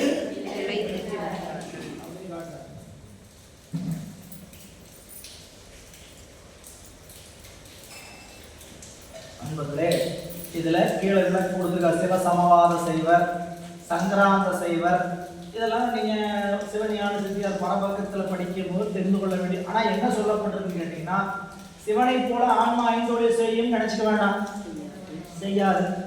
சரிங்களா? அது எந்த சூழ்நிலையில ஆன்மா அடிமையே. அது ரொம்ப அருமையா சொல்லுவார். தச்சேட்டை அடங்கி நிற்பதற்கு பேர் தான் அனுபூதி. அனுபூதினா என்ன? நம்மளுடைய சேட்டை அடங்கி நிற்கணும். நான் ஒரு செயலை செய்யறேன்னு செயலை செய்ய பேசாம என்ன இருக்கணும்? சிவம். சரிங்களா? வார்த்தை சிவம்ங்கிறத வந்து வரும். சிவன் செயலை எல்லாம் பார்த்திடின் எல்லாம் அருளே. சரிங்களா? எந்த ஒரு பொருளை அனுபவிச்சாலும் அது சிவன் கொடுக்கிறார், சிவன் கொடுக்கிறார். இல்லை, அதான் சொல்றார், பிறக்கும் போது கொடு வந்தது எதுவும் இல்லை, பிறந்து கொடுவோது மண்போது இறக்கும் போது கொடுவோது எதுவும் இல்லை, இடையில் பிரிக்கும் இச்செல்வம் சிவன் தந்தது என்ற அறியாமல் இறக்கும் குடாமலுக்கு என் சொல்வேன் கட்சி ஏகம் பண்ணி என்னையா சொல்லுவேன் அறிவுடன் அப்படிப்பார். எனவே திருவருள் கொடுக்க அனுபவம் அதெல்லாம் அப்படி நீங்க அருளாளருடைய வாழ்க்கையை பார்த்தீங்கன்னா தெரியும். குருநாதர் நீ அப்படின்னா பேசாம நின்றுட்டார், விடியிற வரையும் பேசாம விட்டார் மலையில. சரிங்களா? நம்மளே ஞான பிரகாசர் குருஞான சம்பந்தர் சீடரா போய் திருவாரூர்ல சேரதா. சரிங்களா? அது சொக்கநாத பெருமான் சொல்றாரு, எனக்கு சீடர், அது எனக்கு குருநாதர் வேணும்னு கேட்கிறாரு. முதல்ல சிவலிங்கம் கிடைச்சிருச்சு. அவருக்கு பூசை பண்றது சிவலிங்கத்து மேல ஆசை வந்து முதல் சிவலிங்கம் கிடைச்சிருச்சு. சாமி சாணி சிவலிங்கம் கொடுத்துட்டாரு. சிவலிங்கத்துக்கு அவருடைய உபதேசம் தராம பூசை பண்ணக்கூடாதுன்னு என்ன பண்றாரு? குருநாதர் வேணும்னு கேட்டா, நீ திருவாரூருக்கு போனா திருவாரூர் கமலை ஞான திருவள்ளியில் போய் விழுந்து வணங்கினார். அவரை தினந்தோறும் அவருக்கு பணிபடை செஞ்சுட்டு வர்றாரு. ஒரு நாள் இரவுக்கு அத்துஜாம் முடிஞ்சு போகும்போது அவரை தீப்பந்தம் பிடிச்சி போகக்கூடிய தீவெட்டி எடுக்கிறோம் வரல. இவர் பிடிச்சு போனாரு. புரியல? வீடு வந்தது, இவர் தான் பிடிச்சிட்டு வர்றதுன்னு தெரியல. எப்பயும் வர நின்று வாங்கி போயிடுவானு பார்த்து இவர் வந்துட்டாரு. நில் வீட்டுக்கு வந்து நின்றுட்டாரு. வீட்டுக்குள்ள போய் படுத்து தூங்கிட்டாரு. காலையில் எழுந்திரிச்சு மனைவி வந்து பார்க்குறாங்க, விடிய அப்படியே நின்றுருக்கிறார், விளக்க பிடிச்சிக்கிட்டே நின்றுருக்கிறார், தீபத்தை பிடிச்சிக்கிட்டு. ஆனால் அவர் மேலே மட்டும் எந்த மழையும் நனையிலையா இல்லை. வெளியே வந்து கமலை ஞான பிறகார்கள் அப்படியே ஆச்சரியப்படுறாரு, என்ன பரிபூர்ண பக்குவம் அப்படின்ட்டு. அவரை போய் இனி வர மாணாக்கர்களுக்கு பரிபாலம் செய்து உபதேசம் செய்ய சொல்லி அனுப்பிச்சார். அவர் தான் தர்மியாதீனத்துடைய குரு முதல்வர் ஸ்ரீலஸ்ரீ குருஞான சம்பந்த தேசிய பரமாச்சாரிய சுவாமிகள். சிவோவசாரம் சொக்கநாத வெப்பா முக்தி நிச்சயம் பல நூல் எழுதினவர். இல்லை எல்லாம் அந்த முக்தி அந்த அனுபவத்தில் நின்னவங்க, வாழ்ந்ததுக்கு அப்புறம் எழுதினவங்க இல்லை. சரிங்களா, இவங்களாம் இப்படி வாழ்ந்தான்னு எழுதினவங்க இல்லை, முக்தி நிலையில நின்றவங்க. சரிங்களா, நமக்கு இன்னைக்கு இருக்கக்கூடிய உலகத்துல இதெல்லாம் சொன்னோம்னா என்னது இப்படிலாம் நடக்குமா அப்படிங்கிற கேள்விக்குறியா இருக்குது. ஏன்னு கேட்டீங்கன்னா அப்படிப்பட்ட மாயா சம்பந்தப்பட்ட உலகத்தில் நாம் சிக்கிட்டு கிடக்கிறோம். நம்ம இன்னைக்கு இருக்கக்கூடிய உலகம் சாதாரண உலகத்தினுடைய பிடியில் அல்ல. ஏன்னா அடிவாசல்ல இன்னைக்கு எழுதியிருந்தாங்க, என்னென்னவோ எழுதியிருப்பாங்க. போட்டி அவர்கள் ரொம்ப பிரிஞ்சிருக்கும். அவர் வெறும் 125 வரியோட விட்டுருப்பாரு. அப்பா 6 கோடி மாயா சக்திகள்னா 6 லட்சம் கோடி மாயா சக்தின்னு எழுதி வச்சிருப்பாரு. அவ்வளோ எழுதி வச்சிருப்பார். சரிங்களா, படுத்தா என்ன, எந்திரிச்சா என்ன, என்னென்னத்துக்குலாம் என்னென்ன மாயா சக்தி வேணும். சரிங்களா, எல்லாம் கண் முன்னாடி அப்படியே கொட்டி கிடக்குது. அதையெல்லாம் தாண்டி தான் நம்ம என்ன பண்ணணும், சிவத்தினுடைய அருளுக்குள்ள பயணிக்கணும். புரியல, இந்த இன்பம் யாருனாலும் கொடுக்க முடியாத இன்பம் முதலுங்க. சரிங்களா, சிவத்தினால் மட்டும்தான் இந்த இன்பம் கொடுக்க முடியும். இந்த பிறப்பை நிற்கிற அவரை தவிர வேறு தகுதி உடையவர் யாரும் இல்லை. பிறப்பு என்பது நான் நிச்சயமாக வேதனை என்று உணர்கிறேன். சரிங்களா, அப்படின்னு நினைச்சீங்கன்னா என்ன பண்ணணும், பெருமான சிக்குன்னு ஒரே வேலை சிக்குன்னு பிடிச்சிக்கணும். என்ன நடக்குதோ நடக்கட்டும், திருவருள் சாமி திருவருள் அப்படின்ட்டு போகணும். திருவருள் திருவருள் அப்படின்னு வாயில திருவருள் சொல்றது இல்லை, அனுபவத்தில் வந்துடும். என்னன்னு கேட்டீங்கன்னா வீட்டுக்குள்ள இருக்கக்கூடிய பிரச்சனை பகுதி குறைஞ்சிட்டு வருங்க. இதெல்லாம் நீங்க அப்படியே பிராக்டிக்கலா பார்த்துட்டே வரலாம். சரிங்களா, பொறுமையே இல்லாம ஒரு விஷயத்த ஹேண்டில் பண்ண மாதிரி வேணான்னு கேட்டீங்கன்னா வாயில சொல்றது இல்லை, என்ன பண்ணிப்போம் நம்ம அறிவுக்குள்ள அது என்ன பண்ண விளங்கி தோன்றும். இது நாம நினைச்சுக்கிறதுனால இல்லை, நல்லா நீங்க புரிஞ்சுக்கணும். இப்படி நான் படித்தேன், பாடம் படித்தேன், அதனால இது நினைச்சுக்கிட்டேன் அப்படிங்கிறதுனால நிகழாது. அந்த அந்த தவம், அந்த 5 எழுத்து சொல்ற மந்திரம் தான் என்ன பண்ணுன்னு கேட்டீங்கன்னா அறிவுக்குள்ள நம்ம என்ன ஒரு ஆளா ரொம்ப எளிமையா சொல்லுவாங்க. சரிங்களா, எல்லாருமே என்ன நினைப்பு, அதிகபட்சமா எப்பயும் வெளிப்படையாக ஏதாவது பேசணும், என்ன பேசணும்னு கேட்டீங்கன்னா எல்லாருக்கும் என்ன நினைப்பு, ஒருத்தரோடு மாறுபட்டு நிற்கிறோம், ஒருத்தரோடு மாறுபட்டு நிற்கிறோம். நிற்கும் போது அவங்க நம்ம நினைச்சுங்க நாம 100 வருஷம் வாழ்ந்துருவோமா. எல்லாருக்கும் என்ன நினைப்புன்னு கேட்டா இன்னும் நான் 100 வருஷத்துக்கு வாழ போறேன், நான் தான் எல்லாத்தையும் சாதிக்க போறேன். சரிங்களா, என்ன நடக்குன்னே தெரியாது, அடுத்த கணப்பொழுது என்ன நடக்குன்னே தெரியாது. இருக்கிற காலத்துல திருவருளை நம்மளுக்கு உணர்த்திய வகை இன்னைக்கு நம்மளுக்கு அப்படிப்பட்ட ஒரு இடத்துல நிறுத்தி வச்சிருக்கிறாரா. திருவருளோடு சம்பந்தப்பட்ட விஷயங்கள்ல ஆழ்ந்து நிற்கிறதுக்கு என்ன வருது இல்ல, அப்படி நின்று நிற்கிறவங்க எப்படி இருந்தாங்கன்னு தான் இங்க. அதனாலதான் சேக்கிழார் பெருமான் அதை வரைபடமா வரைஞ்சு காட்டினேன். அடுத்த ஆட்கொண்ட புராணத்துக்கு உள்ள போறதுக்கு முன்னாடியே இந்த 63 எப்படிப்பட்டவங்க உங்களுக்கு தெரியுமா. உள்ள திரைக்கதை எதுங்க, 63 வரலாறு உள்ள திரைக்கதை. அதனுடைய டைட்டில் எங்க ஓடுது, திருக்கூட சிறப்புல ஓடுது. இவங்களாம் உள்ள எப்படி இருப்பாங்க தெரியுமா அப்படின்னு டைட்டில் ஓடுது. என்னென்ன கேரக்டர் இப்படிலாம் ஒப்படை இருப்பாங்க, இப்படிலாம் நடிச்சிருப்பாங்க, இப்படிலாம் இருப்பாங்க. அப்படியே 11 பாட்டில் வடிக்கிறார். வீடும் வேண்டாம் விரலின் விளங்கினா போய் நம்மளால நிற்க முடியுமா, போய் கும்பிடுறதே பிறப்பு வேண்டாங்கிறதுக்காக ஏன் கேட்கவே வேண்டாங்க, எதையும் கேட்க வேண்டாங்க, பிறப்பு வேண்டாம் கூட கேட்கக்கூடாதான், என்னங்க சார் போங்க சார் நீங்க அப்படிங்கிறதா. அதை கூட போய் கேட்காம நிற்கிறான்னா என்ன சொல்றது, வீடும் வேண்டாம் விரலின் விளங்கினா போய் சாமி முத்திக்காக தான் உங்களோட வந்துட்டு இருக்கிறேன், பிறப்பு வேண்டாங்க அப்படின்னா போய் கேட்பீங்களா, என்ன பண்ணுவீங்க, பேசாம போய் பணி செய்யறதாமா, பணி செஞ்சுட்டு திருச்சிட்டோமா, எல்லா பணியும் உங்களுக்கு சமர்ப்பணம், சிவாயிரம் நீங்க பார்த்து என்னமோ பண்ணிக்க இல்லை. பணி செஞ்சுட்டு பக்கம் பக்கமா வாசிக்க கூடாது, பணி செஞ்சுட்டு பக்கம் பக்கமா வாசிக்க கூடாது. சாமி பார்த்து கருணை செய்யுங்க. சரிங்களா, நான் காலையிலேருந்து உங்களுக்காக மட்டும் பண்ணிட்டு இருந்தேன், நீங்க கேட்டுட்டு தான் இருந்திருப்பீங்க, அப்படி எல்லாம் அவருடைய திருவடியில் அப்படியே நிவேதனம் பண்ணி கண்மண் நிவேதனம் பண்ணணும். இதெல்லாம் கொஞ்சம் கொஞ்சமா அந்த திருவருள்ல அஞ்செழுத்து மந்திரத்துல பூசையில் நிக்க அது தானா வரும். நீங்க இப்படி ஆகும் நினைக்க வேண்டியது இல்லை. நாம எதையும் கேட்கக்கூடாது இல்லை. ஒரு நாள் என்ன பண்ணுங்க திருவருள் அப்படின்னு நினைச்சு. அப்போ இங்க ஐந்தொழில்களும் அதனால சொல்றாருங்க, பூதம் ஐந்தும் நிலையில் கலைஞனும் மாதுர்பாகர் மலத்தால் மலப்பிலால் காதல் உழைப்பு நின்றால் போதிலாத பணப்பெரும் குன்றனார் கேடுமாக்கமும் கெட்ட திருவினார் ஓடும் செம்பொன்னும் ஒக்கவே நோக்குவார் கூடும் அன்பினில் கும்பிடலே அன்றில் வீடும் வேண்டார் விரலின் விளங்கினார். என்னையா பண்ணுவாங்க? வந்தா கூடனா வணக்கம் சொல்லிக்கிறோம், சிவாயனம் சொல்லிக்கிறோம், சாமிகிட்ட வணக்கம் வணங்குவாங்க. அப்புறம் என்ன ஏதாவது ஒன்றும் கேட்க மாட்டாங்க. சாமியே டயர்டாயிரு ஒரு நாளைக்கு எனக்கு ஏதாவது என்னையாவது ஒரு நாளைக்கு கேட்பானா கேட்க மாட்டாங்க. நம்ம ஏற்கனவே புராணத்தில் பார்த்துருக்கலாம். அவங்களாம் கேட்டோம்னா உடனே கிடைச்சிரு, கேட்டோம்னா உடனே கொடுத்தாரு. ஏன்னா அவர் பார்த்துக்கிட்டே இருப்பார். இவங்க என்னைக்காவது கேட்க மாட்டாங்களா, என்னைக்காவது கேட்டோன்னா அப்பா கேட்டாப்பா கொடுத்துறேன். தினந்தோறும் மணி அடிக்க வேண்டியது, தினந்தோறும் அது எப்பயும் அடிக்கிற மணிதான்ப்பா. இந்த சங்கு எப்பயும் போகிற சங்கு தான் புதுசாப்பா அப்படின்னு சாமி என்ன பண்றாரு, சரி பார்ப்போம் எதுக்கு இந்த சங்கு வந்து 8 மணி சங்கா 10 மணி சங்கா பார்ப்போம் அப்படிங்கிற மாதிரி இல்லையா. அப்போ வீடும் வேண்டாது, அதை சேர்க்கல வீடும் வேண்டாம் விரவில் விளங்கினாங்க.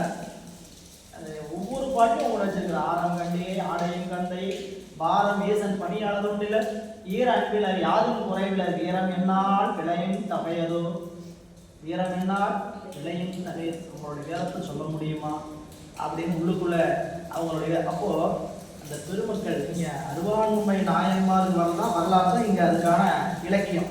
இங்க இருக்கிற அனைந்தோர் தன்மை அதிகாரத்துக்கான இலக்கியம் இருக்கு 63. அவங்களே எப்படி இருப்பாங்க அப்படின்னு கேட்டா, இதோ ஐந்தொழில்களோ காரணங்களாம் தொழிலோ போகம் முதல் வெந்தொழிலோ மிகமேவார், அதையெல்லாம் விரும்ப மாட்டாங்க.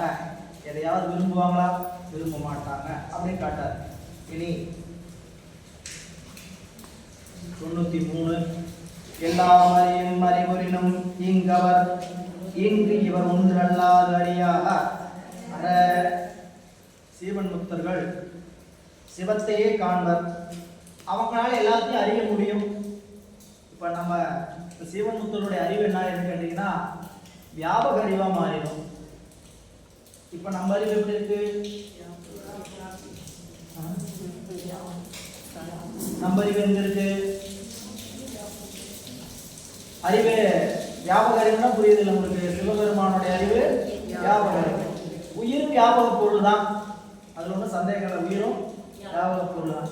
ஆனா அதோடைய அறிவு வியாபக அறிவா? வியாபக அறிவு தான். ஆனா என்ன ஆயிடுச்சு? இப்போ என்ன ஆயிடுச்சு? ஏகதேச அறிவுப்பட்டு நிக்குது. ஏகதேச அறிவுனா ஒரு உடம்புக்குள்ள தங்கி இந்த உடம்போடைய அளவுக்கு தான் அறியும். இந்த உடம்பை தாண்டி எதையுமே அறியாது. அதுக்கு பேரு ஒரு குடை அறிவு. வியாபக அறிவு என்பது நிறை அறிவு, எங்கும் நிறைந்திருக்கு. அதனாலதான் தாய்மான சொல்லும்போது பார்க்கும் இடம் எங்கும் ஒரு நீக்கமர நிறைந்திருக்கின்ற பரிபூரணானந்தமே மந்திர வடிவே யோக தந்திர வடிவே மூலன் வடிவில் வரும் மோன குருவே அப்படின்ட்டு எந்த இடத்திலும் நிறைந்திருக்கக்கூடிய அந்த அறிவு இந்த சமாதி கூடனங்களுக்கு வரும். அதனாலதான் அவங்க அறிவு வியாபக அறிவு. நம்ம அறிவு இந்த உடம்போடு கட்டுப்பட்டு நிற்குது. இந்த உடம்பை தாண்டி அவங்க அறிவு விரிந்து நிற்கிறது. எப்படி விரிந்து நிற்கும்? இந்த உடம்போட அவங்க கட்டுப்படலை. நம்மளுக்கு இந்த உடம்பை தாண்டி அதையும் சிந்திக்கவே ஏன் முடியல என்ன கேட்டா, அறிவு இந்த உடம்போட கட்டுப்பட்டு நிற்குது. அவங்க அறிவு உடம்பை கட்டுப்பட்டு நிற்கிறது இல்லை. இதுக்கு பேருங்க அந்த சமாதின்னு சொல்லக்கூடிய நிலை. அது உடம்பை தாண்டி எல்லாவற்றையும் அறிகின்ற ஆற்றல் இருந்தது. அதான் நம்மளுக்கு இதுல படிக்கும்போது என்ன படிச்சோம்? காட்சி, யோக காட்சி.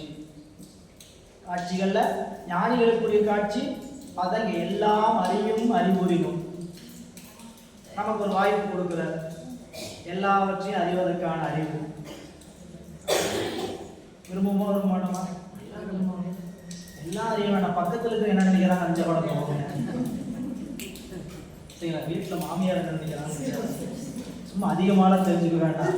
அவங்க என்ன நினைக்கிறாங்க நினைச்சா போதும், அறிஞ்சா போதும். அப்படியே கம்முன்னு உட்காந்துட்டே இருக்கிறாங்க. அப்படியே மனசுல அப்படியே கம்முன்னு உட்காந்துட்டே இருக்கிறா பாருங்க.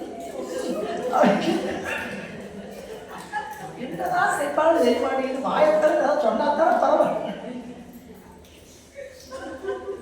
அப்படின்னு அறிஞ்சுக்கல என்ன தோணும். அதெல்லாம் நமக்கு எல்லாம் அறிவும் அறிய வேண்டாம். பக்கத்தில் இருக்கிறவங்க அறிவு அறிஞ்சாங்க அறிவு கொடுத்துட்டாங்க நம்மளால நம்ப முடியாது. எனக்கு எங்க மாமியார் நினைக்கிறதுலாம் தெரியுமா? ஒரு சாமி அந்த ஒரு ஆப்ஷன் கொடுக்குறாரு, உனக்கு ஒரே ஒருத்தரை அறிவு அறிவு கொண்டு நான் உனக்கு கொடுக்குறேன் அப்படி கொடுத்தாருன்னா நம்மளை கையை பிடிக்க முடியுமா? ஒன்றும் முடியாது. சரிங்களா? விவேக் படத்துல சொல்ற மாதிரி தான், அங்க பேசலாம் என்ன கேட்குது ஒன்றும் முடியும் அப்படிங்கிற மாதிரி எல்லாம் அறியும் அறிவுறினும். அப்படி உங்களுக்கு வாய்ப்பு கிடைச்சாலும் சொல்ற எல்லாம் அறியும் அறிவுறினும் இங்கு இவர் இங்க என்ன பண்ண மாட்டாங்க, ஒன்று அல்லாது அற அறியார். சிவத்தை தவிர்த்து வேற எதுவும் அறிவு நினைக்க மாட்டாங்க. அவங்களால எல்லாத்தையும் அறியக்கூடிய ஆற்றல் இருந்தாலும் பரமே பார்த்திருப்பர் பதார்த்தங்கள் பார. அவங்க நினைப்பு என்ன? பரமே பார்த்திருப்பர் பதார்த்தங்கள் பார. பதார்த்தம் ஒரு வேலை தென்பட்டாலும் அதுவும் பரமாத்தான் தெரியும். புரியல? உலகத்தினுடைய பொருளாம் பதார்த்தம். ஒருவேளை பதார்த்தம் தென்பட்டால் அது அவங்களுக்கு என்னவாக தெரியுது? பரமே பார்த்திருப்பர் பதார்த்தங்கள் பார. அதான் சொல்றார். அதனால இது இப்ப படிச்ச திருமூல சொன்னார், மரத்தை மறைத்தது மாமரையா, மரத்தை மறைந்தது மாமரையா, மரத்தை மறைத்தது பார்முதல்வம், மரத்தில் மறைந்தது பார்முதல்வம் தானே. அப்ப இங்க இந்த பாடல்ல சீவன் முத்தர்களாகிய ஞானிகள் எல்லாவற்றையும் அறியக்கூடிய சிவனது அறிவாகிய திருவருளை தாம் பெற்றவராக இருந்தாலும் அந்த அறிவை கொண்டு சிவத்தை தவிர அவர்கள் வேறு ஒரு பொருளையும் சிறிதும் அறிய மாட்டார்கள். திருவருளை கண்ணாக சிவத்தை உணர்ந்து பேரின்ப பெருவாழ்வு நிலைத்திருப்பதால் பிரிந்து ஒரு பொருளை உணராமை உயிருக்கு ஒரு குறையாக மாட்டார். அவ்வாறு உயிர் அறியாமல் இருப்பது அறிய மாட்டாமையிலே அன்று அறிய விரும்பாமையினால். அதனாலதான் நம்மளுடைய சுந்தரமூர்த்தி நாயனா அறிவே உன்னையெல்லால் இனி யாரை நினைக்கேன், அறிவே உன்னையெல்லாம் இனி அறிந்து ஏற்ற மாட்டேன். நீ பொன்னார் வேணியை பற்றி பதியம் படிச்சீங்கன்னு என்ன சொல்றாருங்க? அண்ணே உன்னையெல்லாம் இனி யாரை நினைக்கேன். காலத்தி பதியத்துல இது இங்க மலபாடி காலத்தி பதியத்துல அப்படிதான் சொல்றாரு. கண்டார் காதலிக்கும் கணநாதனின் காலத்தியான் அண்டா உன்னையெல்லாம் இனி யாரை நினைக்கேன். சாமி குலத்தோ அப்படி என்ன அந்த நீங்க இயற்கை காட்சியில கூட இயற்கை காட்சி பாடனால கூட அந்த இயற்கை காட்சியில கூட திருவள்ளுவர் உணர்ந்துருந்தாங்க. இல்ல என் பவானி திருப்பதி எடுத்தீங்கன்னா அங்க பாடுவார், வந்தார் மடவாள் பாகமான் ஆகம் பூண்டு ஏறதேறி அந்தார் அரவணைந்த அம்மானிடம் போலும் வந்தன் சாஸ்திர வந்தார் மடமந்தி கூத்தாட பார்முடியில் வண்டு பாட. இந்த ஒரு வரி ஞாபகம். வந்தார் மடமந்தி கூத்தாட பார்முடியில் வண்டு பாட. மடமந்தி கூத்தாடுது ஒரு பக்கம் வண்டு பாடு. இந்த மடமந்தி பூரா திருவள்ளுவர் உணராதது, இந்த வண்டு பூரா திருவள்ளுவர் உணர்ந்தது. அந்த வண்டுக்கு என்ன பண்றாங்க? செந்தேன் பொடியோடிய தேமாங்கனி உதிர்க்கும் ஒவ்வொன்றும் அந்த இயற்கையில கூட சிவானுபவத்தை அனுபவிக்கக்கூடிய அந்த காட்சி இயற்கையிலேயே அனுபவிச்சு அந்த இயற்கையிலேயே கலந்து ஞான சம்பந்த பெருமாள் அதை ரொம்ப அதிகமாக பாடியிருக்கு. எனவே இங்க சொல்ற அறிவே உன்னை எல்லாம் நீ அறிந்த நீங்க அப்ப அந்த எம்பிரான் சேரமான் பெருமாள் நாயனார் வரலாறு படித்தோம். கல்லறைச்சறிவார் அவருடைய வரலாறு கண்டிப்பாக வரப்போகுது. வரலாறு சுந்தரமூர்த்தி நாயனாரோட வரலாற்றோட வந்திருக்கிறதுனால அவரை போய் நீங்க நாட்டுடைய அரச பொறுப்பை வச்சுக்கணும்னு போய் சொல்றாரு. அங்க அரசனுடைய பொறுப்புல இருந்தவர் இறந்துட்டாரு, அடுத்த பொறுப்புக்கு வர வேண்டியவர் இவர் தான். புரியுங்களா? அன்ன போஸ்ட் யாரும் எதிர்ப்பு கிடையாது. சரிங்களா? அன்ன போஸ்ட்ல செலக்ட். ஆனா போய் கேட்கறாங்க என்னன்ட்டு, நீங்க இந்த மாதிரி நாட்டுடைய முதல்வராகணும், தலைவராகணும், அரசனாகணும்னு சொல்றாங்க. உடனே அப்பன்னு அரசனாயிட்டாரா? ஏப்பா நான் பாட்டு நாள்தோறும் சாமிக்கு பூசை பண்ணிட்டு இன்பமா இருக்கிறேன், ஏப்பா என்னுடைய இன்பத்துக்கு இடையூறு பண்றீங்க? நாட்டோடைய பொறுப்பு கொடுத்தா வேண்டான்னு சொல்லுவாங்களா? சரிங்களா? இதுக்கான எத்தனை அடிதடி நடக்குது, எத்தனை பிரச்சனை நடக்குது. சரி, நாள்தோறும் போட்டு மாற்றி மாற்றி இவங்களை அவங்களை எல்லாம் போட்டு சொல்றாங்க. சரிங்களா? இந்த ஒரு பொறுப்புக்கு தான், இந்த பதவிக்கு தான். ஆனா என்ன சொல்றாரு? இன்பம் விளைக்கும் தொண்டுக்கு இடையூறும் ஒழுங்கு. இன்பம் தொண்டு விளைக்கும் இடையூறும் ஒழுங்கு. அப்ப இங்க அவர் சொல்றார், எல்லாம் அறியும் அறிவுரிடம் நீங்கி இவர் ஒன்று அல்லாது அறியார் புலனடக்கி தம் முதற்கண் புக்குருவார் போதார் தலம் நடக்கும் ஆமைதக. தலம் நடக்கும் ஆமைதக புலனடக்கி தம் முதற்கண் புக்குருவார் போதார். ஐயா, சீவன் முத்தர்கள் உலகத்துலதான் இருந்துட்டு இருக்கிறாங்க. உலகத்துல வாழ்ற காலத்துல ஒருவேளை உலக தாக்குதல் ஏதாவது கண்ணில் பட்டுருச்சுன்னா, உலக இன்ப தலைப்பட்டுருச்சுன்னா என்ன பண்ணுவாங்க? தலம் நடக்கும் ஆமை தக புலன் அடக்கி புக்குருவார் போதார். மீண்டும் புலனை தனக்குள்ள இது போல அடக்கிவாங்க, அந்த ஆமை போல அடக்கிட்டு மீண்டும் புறத்து காட்சிக்கு போக மாட்டான். அப்படின்னா என்ன? அந்த பெருமானுடைய திருவருள அழுந்து இருக்கும் பொழுது கூட சில உலக காட்சிகள் தலைப்படுவது. இது என்ன கேட்டீங்கன்னா, அந்த ஏற்கனவே சொன்னதா, நம்ம உலக லௌகீக வாழ்க்கையில வாழலை, நாம திருவருள் தான் அழிந்து நிற்கிறோம். ஆனா நம்ம சுத்தி இருக்கிறவங்கள எப்படி இருக்கிறாங்க? உலக வாழ்க்கையில் இருக்கிறாங்க. அப்ப என்ன ஆகும்? உலக வாழ்க்கைக்கு தலைப்பட்டு நிற்கும். அவங்களுக்கு தலைப்பட்டு நிற்கும் போது அவங்க என்ன பண்ணுவாங்க? ஒருவேளை மனங்கீது கலங்கி நின்னா என்ன பண்றது? மீண்டும் 5 புலனையும் அடக்கி மீண்டும் தவத்தை செய்து அந்த இடத்தை பற்றுவார்கள்.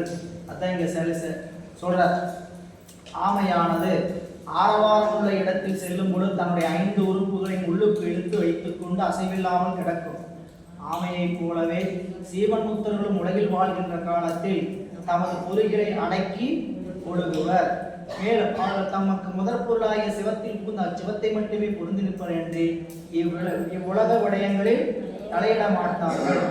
ஆரவாரம் நீங்கிய பின்பு ஆமை தனது உறுப்புகளை வெளியே நீட்டிவிடும். ஆனால் சீவன் முத்தர்கள் என்றும் புலன்களை உடுக்கியே என்பதை குடிக்கவே போதார் என்றார். போதார் அந்த நிலையில் நீங்கும் புறம்பாரார். மனம் முடிமைகளின் செயல் அடங்கி 5 நிகழ்ச்சி ஒடுங்கினால் அதனை ஒடுக்கம் என்பர். இந்த ஒடுக்கங்கிறதுக்கு நீங்க மடத்துக்கு போனீங்கன்னா அந்த குருமாசனி தான் அமர்ந்திருக்கிற இடத்துக்கு போயிடுங்க ஒடுக்கம். சான்றிதழ் வாங்க போனவங்களுக்கு தெரியும். சான்றிதழ் வாங்குறதுக்கு வெளியிலிருந்து குருமாசனி தான் அமர்ந்திருக்கிற இடத்துக்கு உள்ள கூட்டிட்டு போவாங்க.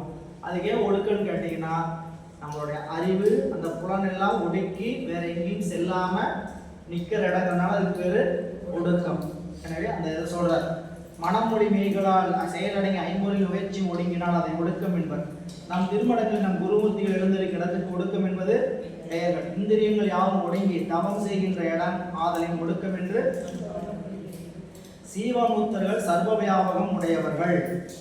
அவனை அகன்று எங்கும் என்றாம் ஆங்கு அவனாம் எங்கும் இவனை ஒளிந்து உண்டாதலில். இந்த எங்குங்கிறத இவனை ஒளிந்து எங்கும் உண்டாதலில் அப்படின்னு படிக்கணும் பாட்டு. அவனை அகன்று எங்குன்றான், ஆங்கு அவனாம் இவனை ஒளிந்து எங்கும் உண்டாதல் இல் அப்படிங்கிறத காட்டுறார். அதாவது இந்த சிவத்தை நீங்கி எந்த உலகமும் இல்லை, அவனை அகன்று எங்கும் என்றான். அதுபோல ஆங்கு அவனாம் இவனை ஒளிந்து உண்டாதல் சொல்ற. சிவத்தை நீங்கி எவ்வுலகம் இல்லை, சிவம் இல்லாதிடம் என்று. அதுபோல சிவமாம் தன்மை பெற்ற சீமன் முத்தர்களை நீங்கி எந்த உலகமும் இல்லை உலகாயிற்றல் இல்லை. இது இந்த ஏகதேச அறிவு நீங்க வியாபக அறிவு வெளிப்பட்டு இருக்கும். அதனாலதான் சிவஞான சித்தியாளர் சொல்லும் பொழுது சிவபெருமான் என்ன பண்ணுவார்? தன் உருவ பரப்பெல்லாம் கொடுபோந்து பதிப்பன் இவன் பாலே. தன் உருவ பரப்பெல்லாம் கொண்டு வந்து பதிப்பன் இவன் பாலே. யாரு? இறைவன். தன்னுடைய அருள் தன்மையை பூரா அந்த ஆன்மாவின் இடத்துல கொண்டு வந்து சீவன் முத்தர் இடத்துல கொண்டு வந்து பதித்து நிற்பார். அதாங்க காட்டுறார். கீழே பாருங்க. சீவன் முத்தர்கள் ஆணவமால சார்பை அறவே விட்டவர், சிவமாம் தன்மையை எய்தியவர். எனவே அவர்களுக்கு ஆணவ மலமறைப்பு இல்லை. ஆன்மாவின் வியாபாரத்தை தடுத்து நின்ற ஆணவ மலமறைப்பு இல்லாமையாலும் சிவமானமையாலும் எங்கும் நிறைந்து நிற்கும் சர்வயாபகத்தை முத்தான்மா பிரிகிறது.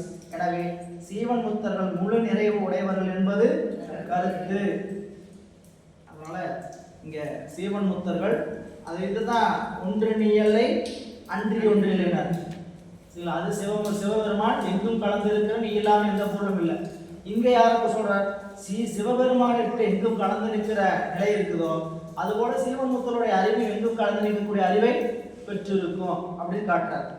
இனி சீவன் முத்தர்களுக்கு விருப்பும் வெறுப்பும் இல்லை. அவங்களுக்கும் உலகத்தில் இருக்கவங்களுக்கு என்ன வேறுபாடு? உள்ளும் புறம்பும் ஒரு தன்மை காட்சியற்கு எள்ளும் திறம் ஏதும் எள்.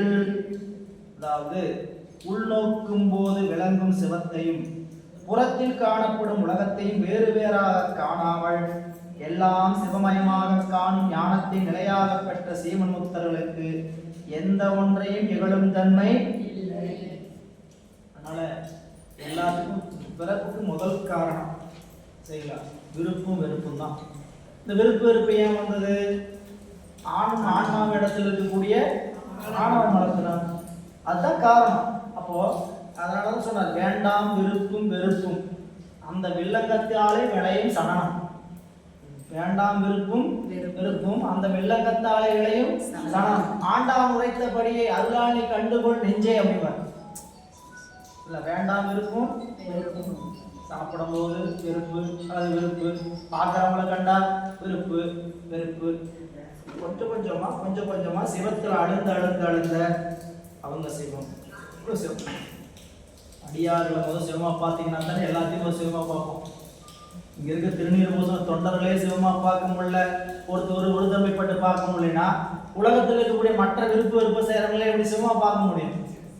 இல்லை இங்க இருந்தா ஸ்டார்டிங் பயிற்சி ஆரம்பிக்க வேண்டியது எங்கன்னு கேட்டீங்கன்னா அன்பர் தீது செய்யணும் சிவச்செயல் என்னும் குழும் தெளிவும். அன்பர் தீமை செய்யணும் சொல்லும்போது என்ன சொன்னாரு?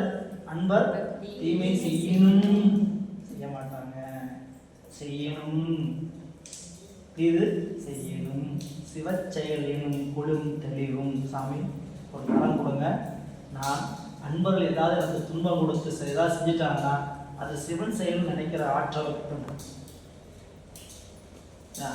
அதுதான் வேண்டப்படுவது. இல்லை இங்கே நம்ம தொண்டர்கள் இடத்துக்குள்ள நம்மளுக்கு முக்கியமாக வேண்டியது என்ன கேட்டீங்கன்னா திருவருள் தொண்டர்.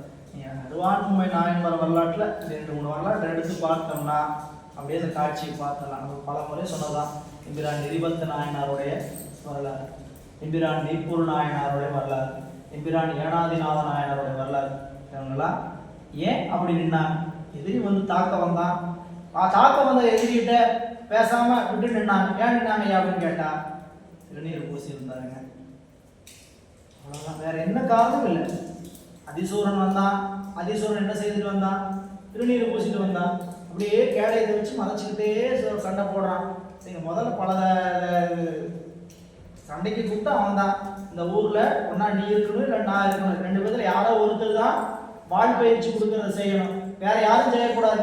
நீ உனக்கு உரிமை இருக்கு எனக்கு இருக்குது, 2 பேர்ல யாரோ ஒருத்தர் தான் செய்யணும். இதுல யார் நல்லா திறமையானாலும் மோதி பார்த்துருவோம், வா மோதி கூப்பிட்டாங்க. மோதி பாரு, சண்டையில தோக்குற மாதிரி தெரிஞ்சது ஒரு தடவை. சரிங்களா? இங்க வேண்டாம் சண்டை, இங்க வேண்டாம் சண்டை, எல்லாருமே பாதிக்கப்படுவாங்க. நாம 2 பேர் மட்டும் தனியா போய் ஒரு சண்டை போடுவோம். நாளைக்கு அங்க வந்து கூப்பிட்டாங்க. போகும்போதே என்ன பண்ணிட்டான், அவருடைய தன்மையை தெரிஞ்சுட்டு திருநீரை பூசிட்டு சண்டை போட தொடங்கினான். கேடை தின்ன பண்ணிட்டான், நெத்தியை மறைச்சிக்கிட்டான். இதெல்லாம் சண்டை போட்டுட்டே வரும்போது தோக்கறேன் சமயம் தெரிஞ்சோன்னே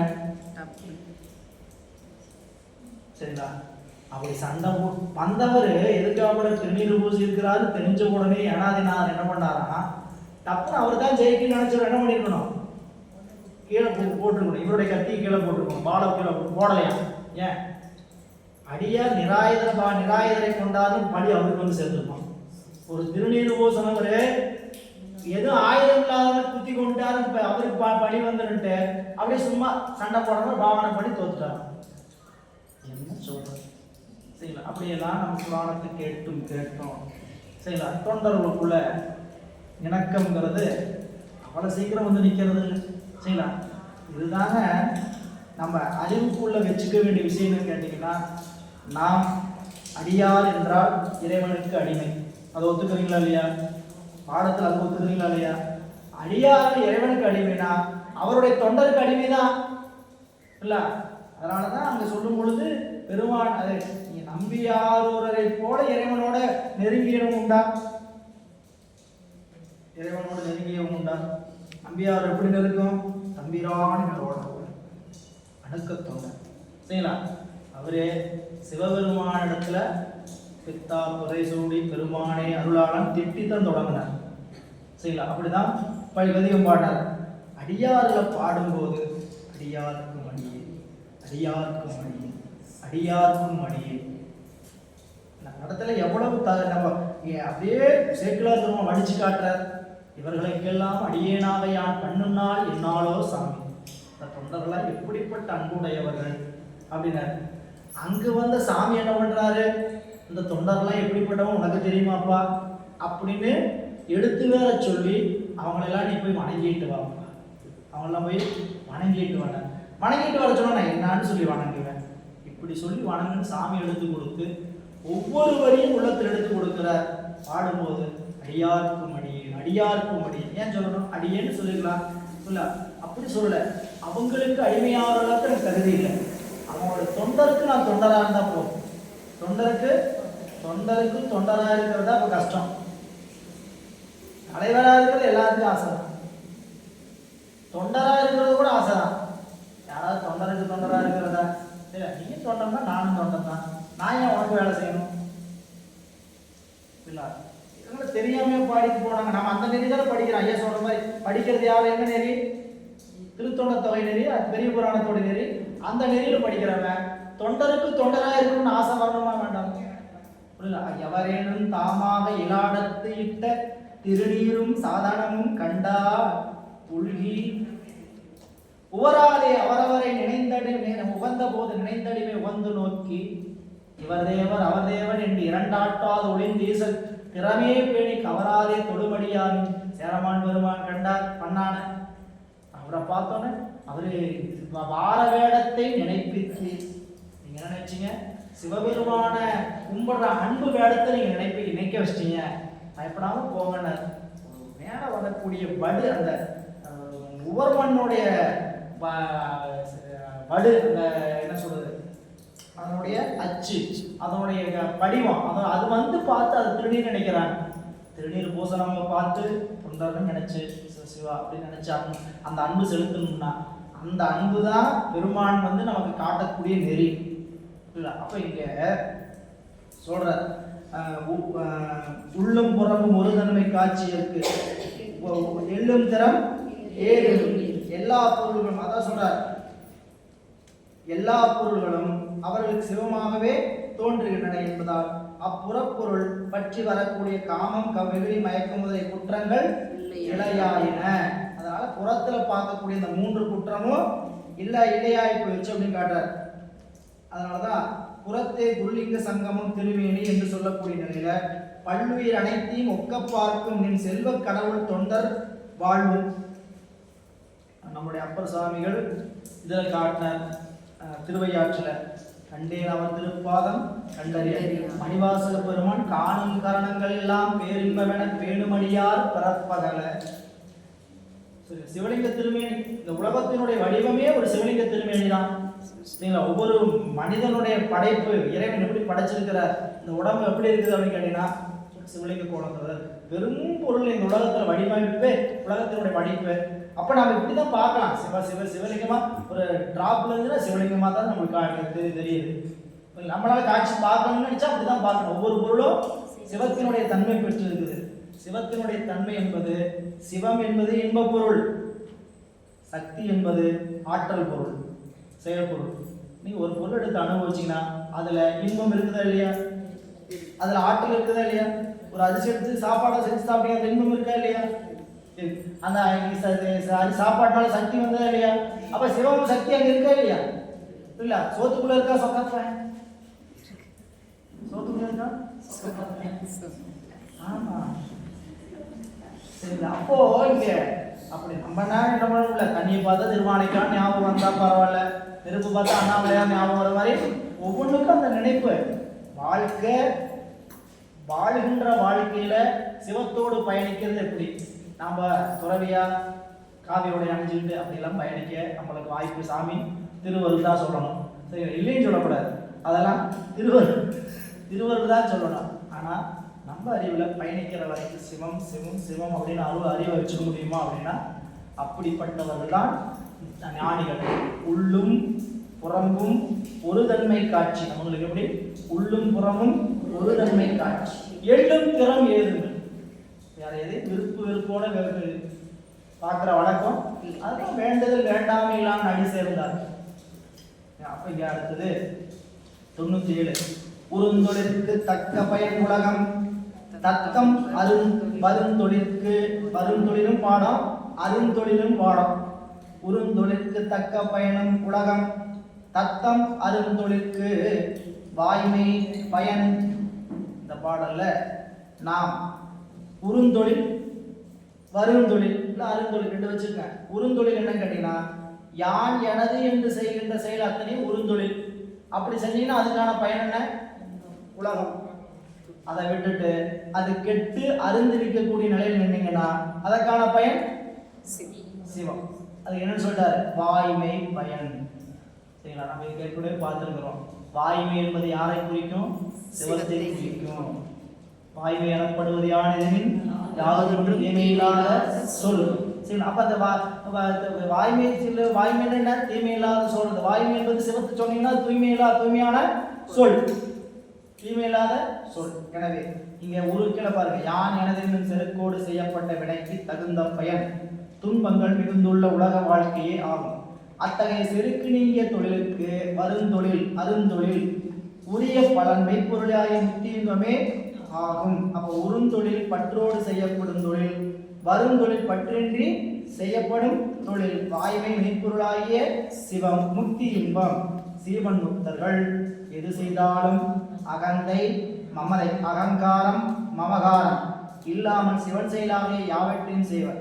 ஆதலால் அவர்கள் செய்வது ஏதும் ஆகாமியம் ஆகாது. ஆதலினால் அவர்களுடைய செய்கள் எல்லாவற்றுக்கும் சிவானந்த பலனே. இப்போ ஒரு வங்கி, சரிங்களா?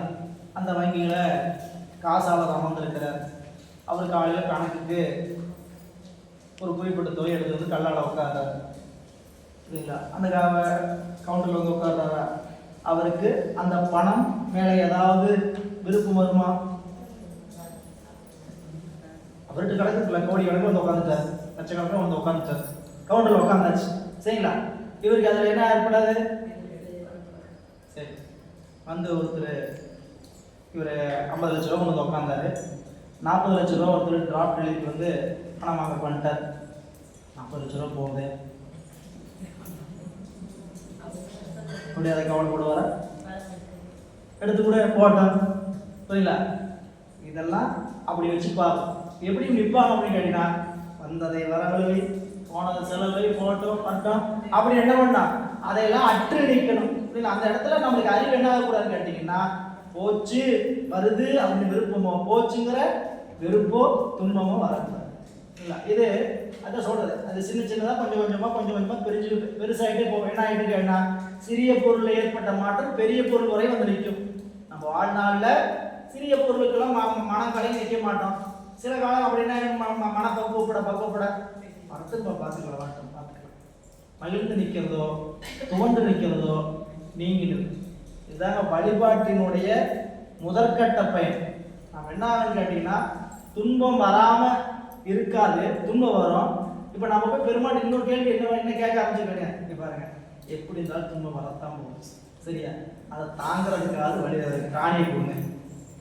துன்பத்தை தாங்கிறதுக்காக என்ன பண்ணுங்க, எனக்கு இது கொடுங்க அப்படின்னு கேட்குற மாதிரி பெருமாட்ட போய் அந்த வலிமையாக கொடுங்கன்னு கேட்குற மாதிரி பெருமானிடத்துல அந்த விருப்பு வெறுப்பற்று கடந்து இருக்கக்கூடிய ஞானிகள் உருந்தொழிலுக்கு தக்க பயன் உலகம் தத்தம் அருந்தொழிலுக்கு பயன் வாய்மை அப்படின்னார். 98ல என்ற வினை உடலோடு ஏகும் இடையேறும் வினை தோன்றில் அருளே சுடும். என்ற வினை உடலோடு ஏகும், கொண்டு வந்த வினை இந்த உடம்பு இருக்கிற காலம் வரைக்கும் அனுபவித்து கழி. யாருக்கு? சீவன் முத்தர்களுக்கும். ஏங்க சீவன் முத்தர் தானே, அவங்களாம் ஆணவமலம் விட்டு நிற்கிறாங்கல்ல, உடனே கூட்டிட்டு போக வேண்டியதானே. கொண்டு வந்த வினை இருக்குது, அதை கொண்டு வந்த வினை வினை கழிக்கணும். அப்ப ஏற்ற வினை உடலோடு சரி. அப்ப அவங்க ஏதாவது செயல் செய்யறாங்கல்ல, அவங்க ஏதாவது உலகத்துல வாழும்போது ஏதாவது காரியம் செய்யறாங்கல்ல, அவங்களுக்கு ஏதாவது ஆகாமியம் வேணுமா அப்படின்னா ஏன் இடையேறு வினை தோன்றில் அருளே சுடும். அப்படி ஒரு வினை ஏதாவது ஏற்பட்டா அந்த ஆன்மா இருக்கக்கூடிய பக்குவத்தின் தன்மைகள் இறைவன் என்ன பண்றார், அதை தள்ளுபடி பண்றார். அந்த வினையெல்லாம் போய் தாக்கக்கூடாது அப்படின்னு தள்ளுபடி கீழே சீவன் முத்தர்களுக்கு பிராரத்த வினை உடம்பிருக்கும் வரை இருந்து பற்றின்றி நுகரப்பட்டு உடம்பு நீங்கு காலத்தில் முடிந்தோடின் அவர் பிராரத்த வினையை நுகரும் பொழுது புதுவினையாகிய ஆகாமியம் தோன்றுமாயின் அதனை திருவருளை சுட்டு அழித்து விடும் அப்படின்னு காட்டுறார். எனவே சீவன் முத்தர்களுக்கு செய்யும் தொழில்கள் அருட்செயலை அன்றி அவர்கள் செயல் அல்ல. அதனால் அவற்றின் பயன் அவர்களை சேராது. ஏன்ற வினை இடையேறு வினை என்று இதெல்லாம் முன்கூட்டி சஞ்சித வினை படித்து நீக்கப்பட்டதனால ஏன்ற வினை உடலை ஏற்றுக்கொண்டு முகந்த வினை அதாவது பிராரத்தம், இடையேறு வினை ஆகாமியம், சஞ்சித வினை ஏற்கனவே தீக்கி நீக்கப்பட்டதனால அதனுடைய பயன் இங்கே பேசப்படவில்லை. சீவன் முத்தரின் பரமுத்தி நிலை மும்மை தரும் வினைகள் மூலாவாம் மூதறிவார்க்கு அம்மையும் இம்மையே ஆம் என்பதிலே இதுல சீவன் முத்தர்களுக்கு 3 வகை இன்பம், அதனால் வினைகள் ஏதும் அவர்களை தாக்காது. என்ன? இந்த உலகம், இந்த உலகத்தை விட்டு புண்ணியங்கள் அனுபவிக்கக்கூடிய உலகம், அதை விட்டு சிவத்தை அனுபவிக்கக்கூடிய உலகம், இம்மை மறுமை அம்மை. அதுல இம்மை மறுமை அம்மை என்னும் 3 வகை பயன்களை தரும் வினைகள் ஏதும் சீவன் முத்தர்களை தாக்க மாட்டார். ஆதலால் ஆணவமனம் நீங்கி பேரறிவை பெற்ற முத்தர்களுக்கு சரீரம் இருக்கையிலே பரமுத்தி உண்டாகும். உடம்பு இருக்கும் போதே பரமுத்தி உண்டாகும். அதான் உண்மை தரும் வினைகள் மூலாவாம். யாருக்கு? மூதறிவார்க்கு, அந்த சிவஞானிகளுக்கு. அம்மையும் இம்மையாம். அம்மையும் இம்மையாம். அங்க போய் அனுபவிக்கணும்னு சொல்லாங்க, அது இங்கேயே அனுபவிப்போம். அது என்னங்க நாம என்ன நினைச்சிட்டு இருக்கோம், சிவா எங்கேயோ இருக்கு, அவர் ஒரு ஊர்ல இருக்கிறார், நம்ம அந்த ஊரை நோக்கி போயிட்டு இருக்கிறோம் அப்படின்னு நினைச்சிட்டு இருக்கிறோம். இங்கதான் இருக்கிறார். இங்க இருக்கிற இருப்ப என்னைக்கு உணர்றோமோ அவ்வளவுதான். அதோட நம்ம என்ன ஆயிடுவோம், கலந்து இங்கேயே நிற்போம். இங்க இருக்கிறார் அப்படின்ட்டு நம்ம என்ன ஆகும், அந்த அனுபவத்தை நம்ம வாழ்நாள்ல பார்ப்போம். அப்படி பார்க்கிற நிலைக்கு பேர் தான் அந்த சீவன் முத்தர் பரமுத்தி. அந்த முத்தி அடையிறம் பரமுத்தின்னா திருக்கையிலாயிரம் ஒரு பக்கம் இருக்குது, அப்படியே அந்த இடத்துக்கு போய் நம்ம சேர போறோம் அப்படின்லாம் ஒரு இடம் கிடையாது. ஏன்? அதான் உண்மை உலகத்திலே படித்தோம். சென்று இவன் தான் ஒன்றில் சிவபூரணம் செய்தையும் அன்று அவன் தான் ஒன்றில் எண்ணில் அந்நியமா. இவன் போய் திருக்கையில ஒரு பெருமான் சிவபெருமான் இடத்துல போய் சேர்ந்தான்னு சொன்னா சென்று இவன் தான் ஒன்றில் சிவபூரணம் சிதை இல்லை, சிவபெருமான் இங்க வந்துட்டார் அன்பு அப்படின்னு சொன்னா அன்று அவன் தான் ஒன்றில் அந்நியமா. இது வரைக்கும் அவன் இருந்துருக்கான், வேற எங்கேயோ அப்படின்னு என்ன. இன்று இரண்டு மற்ற நிலை ஏது எண்ணில் ஆதித்தன் அந்த நிலை குற்றமரன் என்றது போல் கொள். சூரியன் குருடனுக்கு இருந்த காலம் நீங்கி கண் பார்வை பெற்ற போது எப்படி உலகம் தெரிந்ததோ அதுபோல இதுவரைக்கும் நம்ம அறியாமைங்கிற குருடனா இருந்தோம், இப்ப அறிவு விளங்கி வியாபக அறிவு பெற்றோம். அதனால் எங்கும் எதிலும் நீக்கமாக நிறைந்திருக்கக்கூடிய பரம்பொருளை அவர்களால் அனுபவித்து நிற்க முடியுது. அதனால தாங்க எம்பிரான் ஆனாயனாயனார் அப்படியே கொன்றை மரத்தை பார்த்தார். இந்த கொன்றை தொங்குச்சு, சிவபெருமானுடைய திருச்சடை போல தெரிஞ்சிச்சான், அதோட முகமெல்லாம் தெரிஞ்சுதான். என்ன பண்ணிட்டாரு, அப்படியே புல்லாங்களை வச்சு நெஞ்சலுக்கு ஊத ஆரம்பிச்சிட்டார். அங்க காட்சி. அப்போ உண்மை தரும் வினைகள் மூதாரிவார் என்ன, அம்மையும் இம்மையும். அம்மை என்பது சிவலோகம், அது இங்கேயே கிடைக்கும், இந்த இடத்திலே கிடைக்கும் அப்படின்னு காட்டுறார். இனி சீவன் முத்தர்கள் நம்மை பார்த்து இறங்குகிறார்கள். என்ன, கள்ளத் தலைவர் துயர் கருதி தம் கருணை வெள்ளத்து அலைவர் மிக. இது ஏற்கனவே படிச்ச ஒரு சொல்லுதான். உண்மை தலைவர் சிவன், நம்மை தலைவராக நாம தான் தலைமை பொருள் நினைச்சுக்கிட்டோம்னா நாமெல்லாம் கள்ளத் தலைவர். உண்மையான தலைவன் சிவபெருமான் ஒருவனே. ஆனால் அதனை உணராத உயிர்கள் யான் எனது என் அகந்தை மகமதை கொண்டு தம்மையே தலைவராக எண்ணுவது கள்ளத்தலைமையின்றி வேறியாது அறியாமை காரணமாக உலக மக்கள் அனுபவிக்கும் துன்பத்தை கருதி சிவனை அடைந்தோரை ஆகிய ஞானிகள் கருணை மிக கொண்டு அவர்களுக்கு நன்னெறி காட்ட முற்படுவர். அதான் அணைந்தோராகிய சீவன்முத்தருக்கு இரண்டு நிலைகள் உண்டு. ஒன்று, இந்த உடலையும் உலகையும் மறந்து சிவானந்தமாகிய பேரின்பம் ஒன்றிலேயே திளைத்திருக்கும் நிலை. மற்றொன்று, அந்த பேரின்ப நிலையிலிருந்து மீண்டு வந்து உலகரை காணும் நிலை. முதலில் சொன்னது போல பேசாத மோன நிலை. இரண்டாவது உள்ளது உலக நிலை வந்து பேசு நிலை. இந்த இரண்டில் இரண்டாவதான பேசு நிலைக்கு வரும் பொழுது அவர்கள் தாம் பெற்ற பேரின்ப அனுபவத்தை நமக்கு உணர்த்துவதோடு உலகத்தார் படும் துயரம் கண்டு இறங்கி அவர்களுக்கு உயிர் நெறி உணர்த்தவும் அப்படின்னு காட்டுறார். இதுல கள்ளத் தலைவர் துயர் கருதி நாமெல்லாம் இந்த உலகத்துல படுகின்ற துன்பத்தை நினைச்சு தம் கருணை வெள்ளத்து அலைவர் மிக அவங்கெல்லாம் நமக்காக இறங்கி நிற்பார்கள் அப்படி நினைச்ச காட்டி தான் நமக்கு நால்வர் பெருமக்கள் போன்றவர்களாம் நம்மளுக்கு அந்த அவங்க ஞானத்தை பெற்றாங்க, அந்த இன்பத்தை அடைஞ்சு அப்படியே போயிருந்தாங்கன்னா நமக்கு இந்த நூல்கள் வாயிலாக அடையக்கூடிய இன்பம்லாம் இல்லை. அவங்க அதை கொடுத்து நமக்காக இதை செய்ய வேண்டும் என்று கருதி இருக்கிறதுனால தான் அவர்கள் ஞானிகளாக சிவன் மூத்தர்களாக வணங்கப்படுகிறாங்க. யான் பெற்ற இன்பம் பெருக வெய்யகம் யாரெல்லாம் நிற்கிறோமோ நமக்கும் நாம் இந்த இன்பத்தை பெற்றிருக்கோம், நம்மளை கூட இன்னொருத்தர் பெறணும்னு நினைச்சோம்னா நம்ம கூடிய அறிவிலும் அருள்தன்மை விளங்கியிருக்குன்னு அர்த்தம். நம்ம அன்பு பயப்பட்டவங்க தான் எல்லாருமே.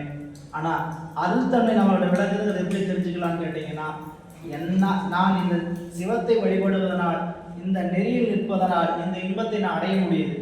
இந்த இன்பம் இப்படிப்பட்டதை நான் அவங்கள்ட்ட எப்படி செடுத்து சொல்ல முடியாது. ஆனாலும் அவங்கள்ட்ட வழிபாடு செய்யுங்க, நீங்க நெறிக்கல இல்லைங்க, உங்களுக்கு என்ன ஆகும், நல்லது நடக்கும், உங்களுக்கு துன்பம் நீங்கும், வீட்டில் கஷ்டம், எதையாவது அவங்க நெறிப்படுத்தும் போது அந்த இன்பத்துக்காக அந்த இன்பத்தை உருவாக்கக்கூடிய ஒரு வாய்ப்பை அவங்களுக்கு கொடுத்தோம்னா நம்ம அறிவுல அருட்தன்மை விளங்கி இருக்கு. அருட்தன்மை என்பது என்னதுங்க, பிறருக்காக இறங்குகின்ற தன்மை தான் அருட்தன்மை.